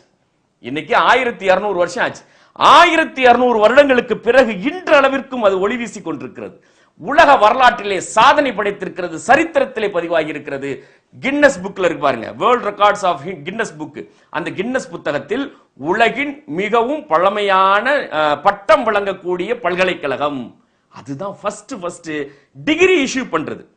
ஒரு படிச்சு முடிச்சதுக்கு அப்புறம் இப்ப பிஏ பிகாம் டிகிரி இஷ்யூ பண்றாங்க பாருங்க. இந்த டிகிரி இஷ்யூ பண்ணணுங்கிற சிந்தனையை உலகத்திற்கு விதைத்தது இந்த 2 பெண்கள். நம்ம ஒரு பல்கலைக்கழகத்தை உருவாக்கணும், அந்த பல்கலைக்கழகத்துல மிகச்சிறந்த அறிவாற்றல் மிக்க மாணவர்களை நாம் உருவாக்க வேண்டும். அப்படி உருவாகி வரக்கூடிய படித்து வரக்கூடிய மாணவர்கள் தங்களுடைய படிப்பை முடித்ததற்கு பிறகு அவர்களுக்கு சான்றிதழ் வழங்க வேண்டும், பட்டம் வழங்க வேண்டும், டிகிரி வழங்க வேண்டும் என்கின்ற சிந்தனையை உலகத்திலே விதைத்தார்கள். அதுக்கு முன்னால நிறைய பல்கலைக்கழகங்கள் இருந்திருக்குது, இந்தியாவில் இருக்குது, நிறைய பல்கலைக்கழகங்கள் உலகத்திலே இருந்திருக்குது. ஆனால் ஃபர்ஸ்ட் டிகிரி இஷ்யூவிங் சர்டிபிகேட் இந்த பல்கலைக்கழகத்தில், அல் கரவைன் யூனிவர்சிட்டி என்று சொல்லக்கூடிய இந்த ஃபெஸ் நகரத்திலே இந்த 2 பெண்மணிகளுடைய சாதனை, அவர்கள் விதைத்த விதை எப்படி ஆயிருக்கு. இன்னைக்கு 1200 வருஷம் ஆச்சு. இன்றளவுக்கு எல்லா இடத்திலையும் உலகத்தினுடைய பழமையான பட்டம் வழங்கும் பல்கலைக்கழகம் எதுவென்றால் ஜாமியா அல் கரவைன் யூனிவர்சிட்டி தான் இன்னைக்கு இந்த செயல்பாட்டில் இருந்து கொண்டிருக்கிறது. மிகப்பெரிய அறிஞர் பெருமக்கள் அதுல படித்தவர்கள், இந்த 1200 வருஷத்துல அந்த பல்கலைக்கழகத்தில் படித்தவர்கள் உலகத்தினுடைய மிகப்பெரிய பொறுப்புகளுக்கு, சொன்னால் நம்ப மாட்டீர்கள், 2 போப்புகள் உருவாகி இருக்கிறார்கள். அந்த பல்கலைக்கழகத்திலே படித்து வந்த மாணவர்கள் தான் பிற்காலத்திலே போப்பாண்டவர்களாக உருவானார்கள், கத்தோலிக்க மதபீடத்தினுடைய தலைமை குருக்களாக உருவானார்கள் அல் கரவைன் யூனிவர்சிட்டியிலே படித்த மாணவர்கள். அதனால உலகத்திலேயே பட்டம் வழங்கக்கூடிய மதரசாவாக இன்றளவுக்கும் விளங்கிக் கொண்டிருக்கிறது, இன்றளவுக்கும் செயல்பாட்டில் இருந்து கொண்டிருக்கிறது இந்த 2 பெண்களுடைய சாதனைகள். இந்த சாதனைகளுக்கெல்லாம் என்ன காரணம்னு பாத்தீங்கன்னா, அதிலே பின்னாலே மிகப்பெரிய அறிவு மேதைகள், மிகச்சிறந்த உலக தலைவர்கள் எல்லாம் உருவானதற்கு என்ன காரணம்னு பாத்தீங்கன்னா, தொடக்கத்திலேயே அந்த 2 பெண்மணிகளும் அந்த கல்லூரியை அமைக்கின்ற நேரத்திலேயே தெளிவாக திட்டமிட்டு செயலாற்றியது. ஒரு பல்கலைக்கழகம் எப்படி இருக்கணும்னு அதுக்கு முன்னால இந்த மாதிரி பட்டம் வழங்கணும் அப்படிங்கிற எந்த விதமான முன்னேற்பாடுகளும் ஒரு முன்மாதிரிகளும் இல்லாத நேரத்துல இந்த 2 பெண் குழந்தைகளும் செய்த சாதனைகளை பார்த்திருக்கீங்களா? அவங்க என்ன செஞ்சாங்கடா, எப்படி அதை வடிவமைக்கிறாங்க பாருங்க. உலகத்துல எங்கெல்லாம் தலை சிறந்த அறிஞர்கள் இருக்கிறார்களோ, எவ்வளவு காசு கொடுத்தாலும் சரி, எவ்வளவு பெரிய ஊதியம் கொடுத்தாலும் சரி, அவங்க எல்லாத்தையும் கொண்டு அங்க வச்சுட்டாங்க. சிறந்த அறிஞர் பெருமக்களை ஆசிரியர்களாக நியமனம் செய்தார்கள் அந்த பல்கலைக்கழகம். அதனாலதான் இன்னைக்கும் 1200 வருஷத்துக்கு அப்புறமும் கொடிகட்டி அது பறந்திருக்கு. அப்படின்னா அந்த வாழையடி வாழையாக அவர்கள் வழிகாட்டி வைத்தது, தொடக்கி வைக்கிறவங்க தானே இது இப்படி செய்யணும் அப்படின்னு சொல்லி வழிகாட்டி வைக்கிறாங்க பாருங்க. அதுக்கப்புறம் பின்னால வந்தவங்க எல்லாம் அதே மாதிரி ஃபாலோ பண்ணி வந்ததனுடைய விளைவுகள் தான் அந்த மிகச்சிறந்த ஆசிரியர்களை, இப்னு கல்தூன் போன்ற மிகப்பெரிய வரலாற்று ஆசிரியர்கள் அங்கே பணியாற்றியவர்கள். அந்த நேரத்தில் இப்படி ஒரு 2 பெண் குழந்தைகள், 2 பெண்கள் சேர்ந்து ஒரு பல்கலைக்கழகத்தை உருவாக்கி இருக்கிறார்கள் என்கின்ற செய்தி கார்டோபாவில் இருக்கக்கூடிய உமையா கலிஃபாக்கு செல்கிறது. அவர்கள் தங்களால் ஆன எல்லா உதவிகளும் செய்கிறார்கள், பொது பொருளாதார ரீதியான உதவிகள். உங்களுக்கு என்ன வேணாலும் சரி நாங்க செய்றோம், நீங்க உருவாக்குங்க, ஊக்கம் கொடுக்குறாங்க. அந்த பொம்பளை பிள்ளைங்களுக்கு ஊக்கம் கொடுக்குறாங்க. அவர்கள் இருவரும் தங்களுடைய வாழ்நாள் எல்லாவற்றையும் அர்ப்பணித்து அற்புதமான முதலில் ஒரு பள்ளிவாசல், அதோடு தொடர்ந்த ஒரு பல்கலைக்கழகம், ஜாமியா அல் ஹரமைன் என்கின்ற அந்த பல்கலைக்கழகம் மிகச்சிறந்த அளவுக்கு இன்றைக்கும் ஒளி வீசி கொண்டிருக்கிறது. அந்த சிஸ்டமேட்டிக்லாம் பாத்தீங்கன்னா ரொம்ப அருமையா இருக்கும். அந்த பாடம் நடத்துற டைமிங் எல்லாம் இருக்கு பாருங்க, அது காலையில இருந்து சுபு தொழுதத்துல இருந்து அந்த லொகர் தொழுகை வரைக்கும் அதை கணிக்கிறதுக்கு பாத்தீங்கன்னா ஒரு நீர்னால செட்டப் பண்ண வாட்டர்ல அந்த தண்ணி வந்து ஊத்திக்கிட்டே இருக்கும். ஒரு இடத்துல அந்த ஊத்துற இடம் வந்துட்டு அந்த பானையோ எதுவும் இருக்குன்னு நினைக்கிறேன். அது நிறைஞ்ச உடனேயும் ஃபர்ஸ்ட் பீரியட் க்ளோஸ், அதுக்கப்புறமா அந்த தண்ணி எடுத்துருவாங்க, மறுபடியும் அந்த தண்ணி வந்து ஊத்தும். இந்த மாதிரி செட்டப் எல்லாம் செஞ்சு வச்சிருக்காங்க அந்த அல் ஹரமைன் யூனிவர்சிட்டி. அன்னைக்கு விஞ்ஞான பூர்வமாக அடுத்த தலைமுறையை மிகச்சிறந்த அளவிற்கு உருவாக்க வேண்டும் என்பதற்காக தங்கள் வாழ்நாள் எல்லாம் அர்ப்பணித்து, சொத்துக்களை எல்லாம் அர்ப்பணித்து, பரம்பரை சொத்துக்களை எல்லாவற்றையும் விட்டு அற்புதமான கலாச்சாலையை உருவாக்கினார்கள், விதையை நட்டார்கள். அது மிகப்பெரிய ஆலமரமாக இன்றளவுக்கும் அது ஒளி வீசி கொண்டிருக்கிறது. எல்லாத்தையும் செஞ்சு முடிச்சுட்டு அந்த குழந்தைகள்கிட்ட, அந்த பெண் குழந்தைகளிடம் சென்று அறிஞர்கள் கேட்டார்கள், எப்படி உங்களுக்கு இந்த ஆசை வந்துச்சு, இப்படி ஒரு பள்ளிவாசலை கட்டணும், அதே மாதிரி இப்படி ஒரு மிகச்சிறந்த பல்கலைக்கழகத்தை உருவாக்கணும், அறிவை மக்களுக்கு போதிக்க வேணுங்கிற எண்ணம் எப்படி வந்துச்சு, அப்படி இப்ப என்ன நினைக்கிறீங்க, இதை பத்தி இப்ப உருவாக்கிட்டீங்க, இதை பத்தி என்ன ஃபீல் பண்றீங்க அப்படின்னு போய் அந்த பொம்பளை பிள்ளைகள்கிட்ட கேட்கறாங்க. அப்ப அந்த ஃபாத்திமா சொல்றாங்க, இந்த ரெண்டு வேலையும், இந்த பள்ளிவாசலையும் இந்த பல்கலைக்கழகத்தையும் கட்டி முடித்ததற்கு பிறகு, அதை உருவாக்கி முடித்ததற்கு பிறகு, அதுக்கு ஏராளமான நாங்க சிரமப்பட்டிருக்கிறோம், மிகப்பெரிய சோதனைகள்லாம் நாங்க சந்திச்சிருக்கிறோம். ஆனா சந்திச்சு அதை இப்ப உருவாக்கிட்டோம். உருவாக்கினதுக்கு பிறகு எங்களுக்கு என்ன மனதில் தோன்றுகிறது என்றால், இறைவனோடு மிகவும் நெருக்கமாக ஐக்கியமாகி விட்டோம் என்கின்ற ஒரு சிந்தனை எங்களுக்கு வருகிறது இருக்காங்க. என்ன அற்புதமான வார்த்தை பாருங்க. ஒரு மிகப்பெரிய ஒரு தியாகத்தை, விதையை விதைச்சிட்டு, இன்னைக்கு அவங்க 1200 வருஷம் ஆச்சு, அவங்க எல்லாம் முடிஞ்சு போய், கதையெல்லாம் முடிஞ்சு போய், ஆனா அவங்க சொன்ன வரிகள் இருக்கு பாத்தீங்களா, என் கடமையை நான் செஞ்சுட்டேன், அல்லாஹ்வோடு நெருக்கமான மாதிரி எனக்கு ஒரு ஃபீலிங் இருக்குது அப்படின்னு சொல்லி அந்த பெண் குழந்தைகள் சொல்லியிருக்கார்கள். இந்த பெண்கள் வந்துட்டு இன்னைக்கும் வழிகாட்டி, இன்னைக்கு இருக்கக்கூடிய சமூகத்துக்கும் சரி, என்னைக்கு இருக்கக்கூடிய சமூகத்துக்கும் மிகச்சிறந்த ஒரு முன்மாதிரிகள் இந்த இரு பெண்களும். பெண்கள் சாதனை நிகழ்த்த முடியும், முறையான அறிவாற்றல்களை பெறுவார்களே என்றால், தனக்கு என்ன பொறுப்புகள் இருக்கிறது என்பதை பெண் சமூகம் முழுமையாக உணர்மேயானால், படித்த சமூகமாக, மார்க்கப்பட்டுள்ள சமூகமாக, சமூகத்தின் மீது அக்கறையுள்ள சமூகமாக அந்த பெண் குழந்தைகள் வளர்த்தெடுக்கப்படுவார்களே ஆனால், இந்த உலகத்தில் மிகச்சிறந்த சாதனை புரியக்கூடிய மக்களாக அவர்கள் மாறுவதற்கான வாய்ப்புகள் இருக்கிறது. அப்படி மாறி இருக்கிறார்கள் என்பதற்கு இதெல்லாம் ஒரு மிகச்சிறந்த அத்தாட்சி இன்றைக்கும் இருக்கிறது. அல் ஹரமைன் யூனிவர்சிட்டி என்று மொரோக்கோவில் இருக்கக்கூடிய ஃபெஸ் நகரத்திலே உலகத்தினுடைய பட்டம் வழங்கும் முதன்மையான பல்கலைக்கழகம், பழமையான பல்கலைக்கழகம் என்று, உலகத்தினுடைய பட்டம் வழங்கக்கூடிய பழமையான பல்கலைக்கழகம் என்று Guinness book, world record of Guinness புக்கில் இன்றளவுக்கும் பதிவு செய்து வைத்திருக்கிறார்கள். அடுத்ததா நம்ம இன்னொரு முக்கியமான இந்த காலகட்டத்திலேயே, அப்புறம் ஒரு 100 வருஷத்துக்கு அப்புறம், 50-100 வருஷத்துக்கு அப்புறம் மிக முக்கியமாக ஒரு மதரசா ஒன்று தொடங்கப்பட்டுச்சு, ஒரு பல்கலைக்கழகம். அந்த பல்கலைக்கழகத்தில் படித்தவர்கள் நம்ம நிதர்சனமா இன்னைக்கும் காலத்துல வாழ்ந்துகிட்டு இருக்கிறாங்க. இன்னைய வரைக்கும் அந்த பல்கலைக்கழகம் நடந்துகிட்டு இருக்குது. இன்னைக்கும் போய் இந்தியால இருந்து போய் இப்ப படிக்கிறாங்க, கேரளால இருந்து போய் படிக்கிறாங்க, யூபில இருந்து போய் படிக்கிறாங்க. படிச்சுட்டு வந்தவங்க இன்னைக்கு நம்ம கண்ணு முன்னாலே வாழ்ந்துகிட்டு இருக்கக்கூடியவர்கள் எல்லாம் இருக்குது. இது எப்ப தொடங்கப்பட்டுச்சுன்னா 975ல. அல் ஹரமைன் யூனிவர்சிட்டி வந்துட்டு 859ல.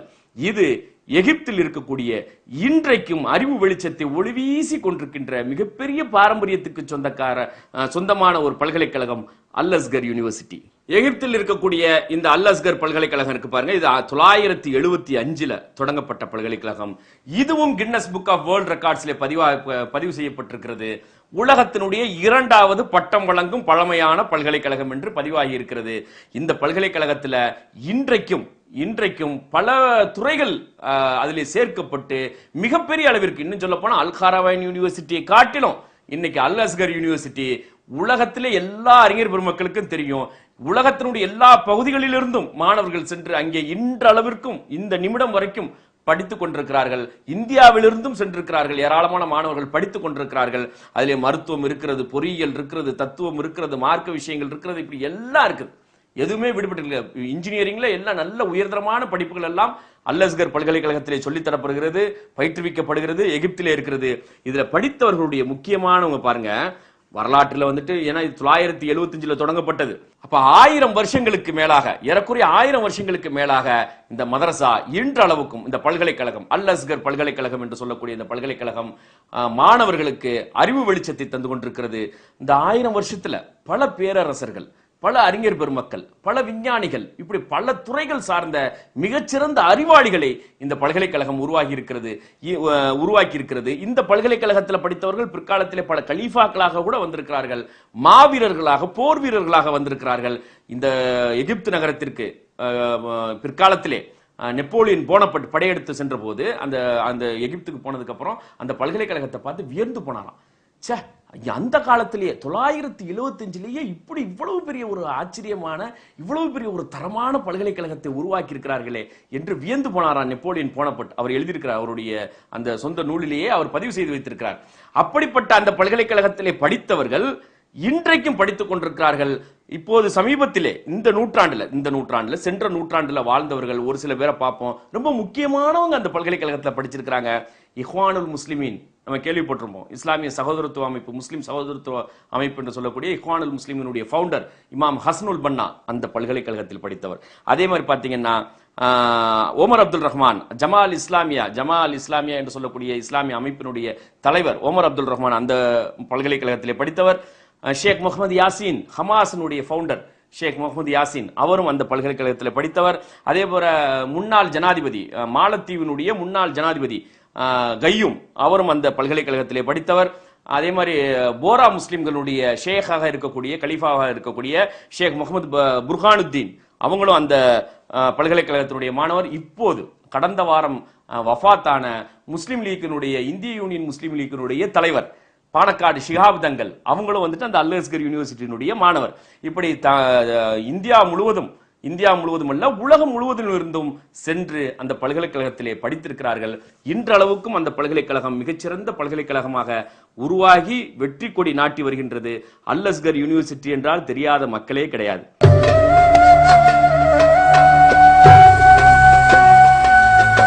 சமூக நீதி முரசு முஸ்லிம் சமூகத்தின் கல்வி மற்றும் சமூக மேம்பாட்டிற்காக வெளிவரும் மாத இதழ். அடுத்த தலைமுறையை படித்த தலைமுறையாக்கிட உழைத்து வரும் சமூக நீதி அறக்கட்டளையின் வெளியீடு. சமூக நீதி முரசு மாத இதழ் மாதந்தோறும் வீடு தேடி வர ஆண்டு சந்தா ரூபாய் 120. சந்தா அனுப்ப வேண்டிய முகவரி சமூக நீதி முரசு மாத இதழ் 129/64 தம்புச்செட்டி தெரு, மண்ணடி, சென்னை 1. அன்பார்ந்த சகோதர சகோதரிகளே, அஸ்ஸலாமு அலைக்கும் வரஹ்மத்துல்லாஹி தஆலா வபரகாத்துஹு.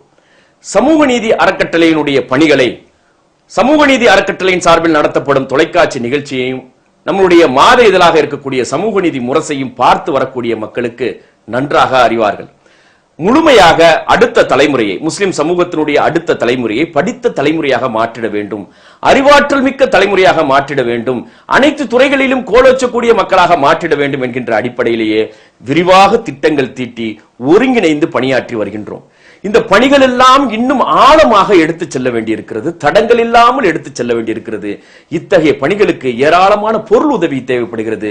நல்ல செயல்பாடுகள், நல்ல பணிகள், அடுத்த தலைமுறையை முன்னேற்றத்திற்கு அழைத்து செல்லக்கூடிய இந்த பணிகள் பொருளாதார உதவி இல்லாமல் தடங்கள் ஏற்பட்டுவிடக் கூடாது என்பதற்காக உங்களிடம் அந்த கோரிக்கையை வைக்கின்றோம். நீங்கள் தாராளமாக உதவிட வேண்டும். இந்த பணிகள் முழுமையாக முஸ்லிம் சமுதாயத்தை சென்று அடைந்திட வேண்டும். இன்ஷா அல்லாஹ் அடுத்த தலைமுறை படித்த தலைமுறையாக மாறிட வேண்டும்.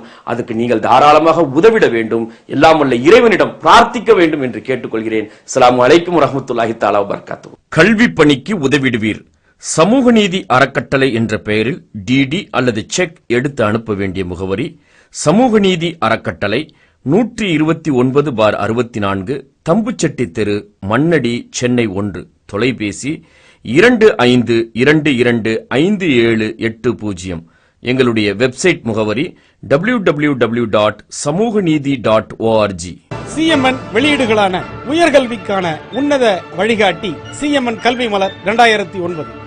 தேசிய தலைவரான மௌலானா அபுல் கலாம் ஆசாத் அவர்களின் இந்தியா விடுதலை பெறுகிறது நூல் போன்ற பல வரலாற்று நூல்கள் மற்றும் சென்ற ரமலானில் சிஎம்என் சலீம் உரையாற்றிய இந்திய முஸ்லிம்களின் வரலாறு, இன்னும் பல்வேறு தலைப்புகளில் உரையாற்றிய சிடிக்கள் அனைத்தும் கிடைக்கும் இடம் சிஎம்என் 129/64 தம்புச்செட்டி தெரு, மண்ணடி, சென்னை 1. தொலைபேசி 25225780.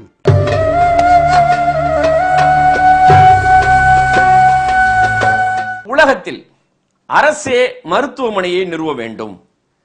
மருத்துவமனையில் அரசு நடத்தக்கூடிய மருத்துவமனையில் ஏழை வாழை மக்களுக்கு அந்த பொருளாதார ஏற்றத்தாழ்வுகளை பார்க்காமல் எல்லோருக்கும் சிகிச்சை அளிக்க வேண்டும். சுகாதாரம் தான் ஒரு நாட்டினுடைய சொத்து.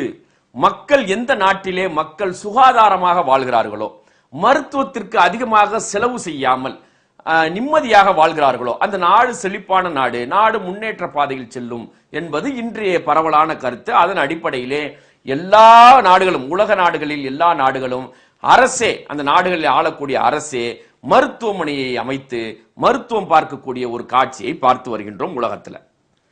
இந்த சிஸ்டத்துக்கு இன்னைக்கு நடைமுறையில் இருக்கு பாருங்க, இந்த சிஸ்டத்துக்கு விதை விதைத்து வழிகாட்டியவர்கள் யார்? இதுதான் இப்ப பார்க்க போறோம். இந்த மாதிரி ஒரு நடைமுறைய கவர்மெண்டே ஆஸ்பத்திரி நடத்தணும், தார்மீக உரிமை. தன் பகுதிக்கு உட்பட்ட தன் நாட்டில் வாழக்கூடிய மக்களுடைய சுகாதாரத்திற்கு முக்கியத்துவம் கொடுத்து அந்த மக்களுடைய வாழ்வாதாரத்திலே கவனம் செலுத்தக்கூடிய அரசாக இருக்க வேண்டும் என்கின்ற அடிப்படையிலே அரசே மருத்துவமனை நடத்த வேண்டும் என்பதற்கு அடித்தளமிட்டு காட்டியவர்கள், உலகத்திற்கு வழிகாட்டியவர்கள் அப்பாசிய கலிஃபாக்கள், முஸ்லிம்கள். 8ஆம் நூற்றாண்டிலே, மறுபடியும் பாக்தாத்துக்கு போவோம், 8ஆம் நூற்றாண்டுல அவங்க ஃபர்ஸ்ட் ஃபார்மேஷன் பண்றாங்க பாருங்க. எதன் அடிப்படையில் ஃபார்மேஷன்? அங்கதான் இந்த தத்துவம் வருது.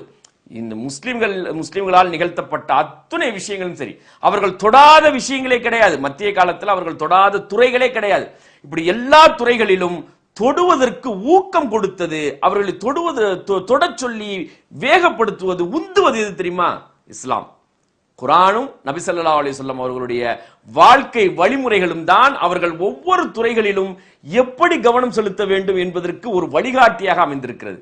அப்ப நோயாளிகளை பற்றி சொல்லுகின்ற நேரத்தில் நோயாளிகளை சென்று நலம் விசாரிப்பது, அவர்களுக்கு மருத்துவம் பார்ப்பது, அதுக்கான தேவையான அத்துணை விஷயங்களையும் செய்வது எல்லாம் இறைவனுக்கு செய்கின்ற சேவை, அது ஒரு வழிபாடு என்று தெளிவாக வலியுறுத்தி இருக்கிறார்கள் நபிகள் நாயகம் ஸல்லல்லாஹு அலைஹி வஸல்லம் அவர்கள்.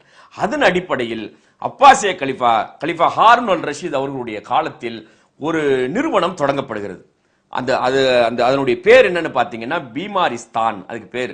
இப்ப இந்தியிலேயே என்ன சொல்லுவாங்க அப்படின்னா, உடம்பு சரியில்லாம போயிடுச்சு அப்படின்னு சொல்லிச்சுன்னா பீமாரும்பாங்க. எனக்கு பீமாரு அப்படின்னு சொல்லிச்சு. பீமாருன்னா அந்த சுகம் இல்லாமல் போயிருக்கிறது அப்படின்னு அர்த்தம். அந்த பேரு அங்கேயும் தான் வந்துச்சு. அந்த பேரு அந்த நிறுவனத்திற்கு முதலாக அப்பாசிய கலிஃபாக்களுடைய காலத்தில் பாக்தாதிலே ஒரு மருத்துவமனை தொடங்கப்படுகிறது. அந்த மருத்துவமனைக்கு பேர் பீமாரிஸ்தான். இந்த பீமாரிஸ்தான்ங்கிற பேர்ல தான் முதலாக ஒரு மருத்துவமனை தொடங்குகிறார்கள். டைக்ரிஸ் நதிக்கரையில் இந்த மருத்துவமனை தொடங்கப்படுகிறது. இது எப்படி ஃபார்மேஷன் செட்டப் எப்படி செய்யறாங்கன்னு பாருங்க. இந்த மருத்துவமனையில் வரக்கூடிய நோயாளிகளுக்கு அவங்க வந்துட்டு அந்த தலைமை மருத்துவர் இருப்பார்.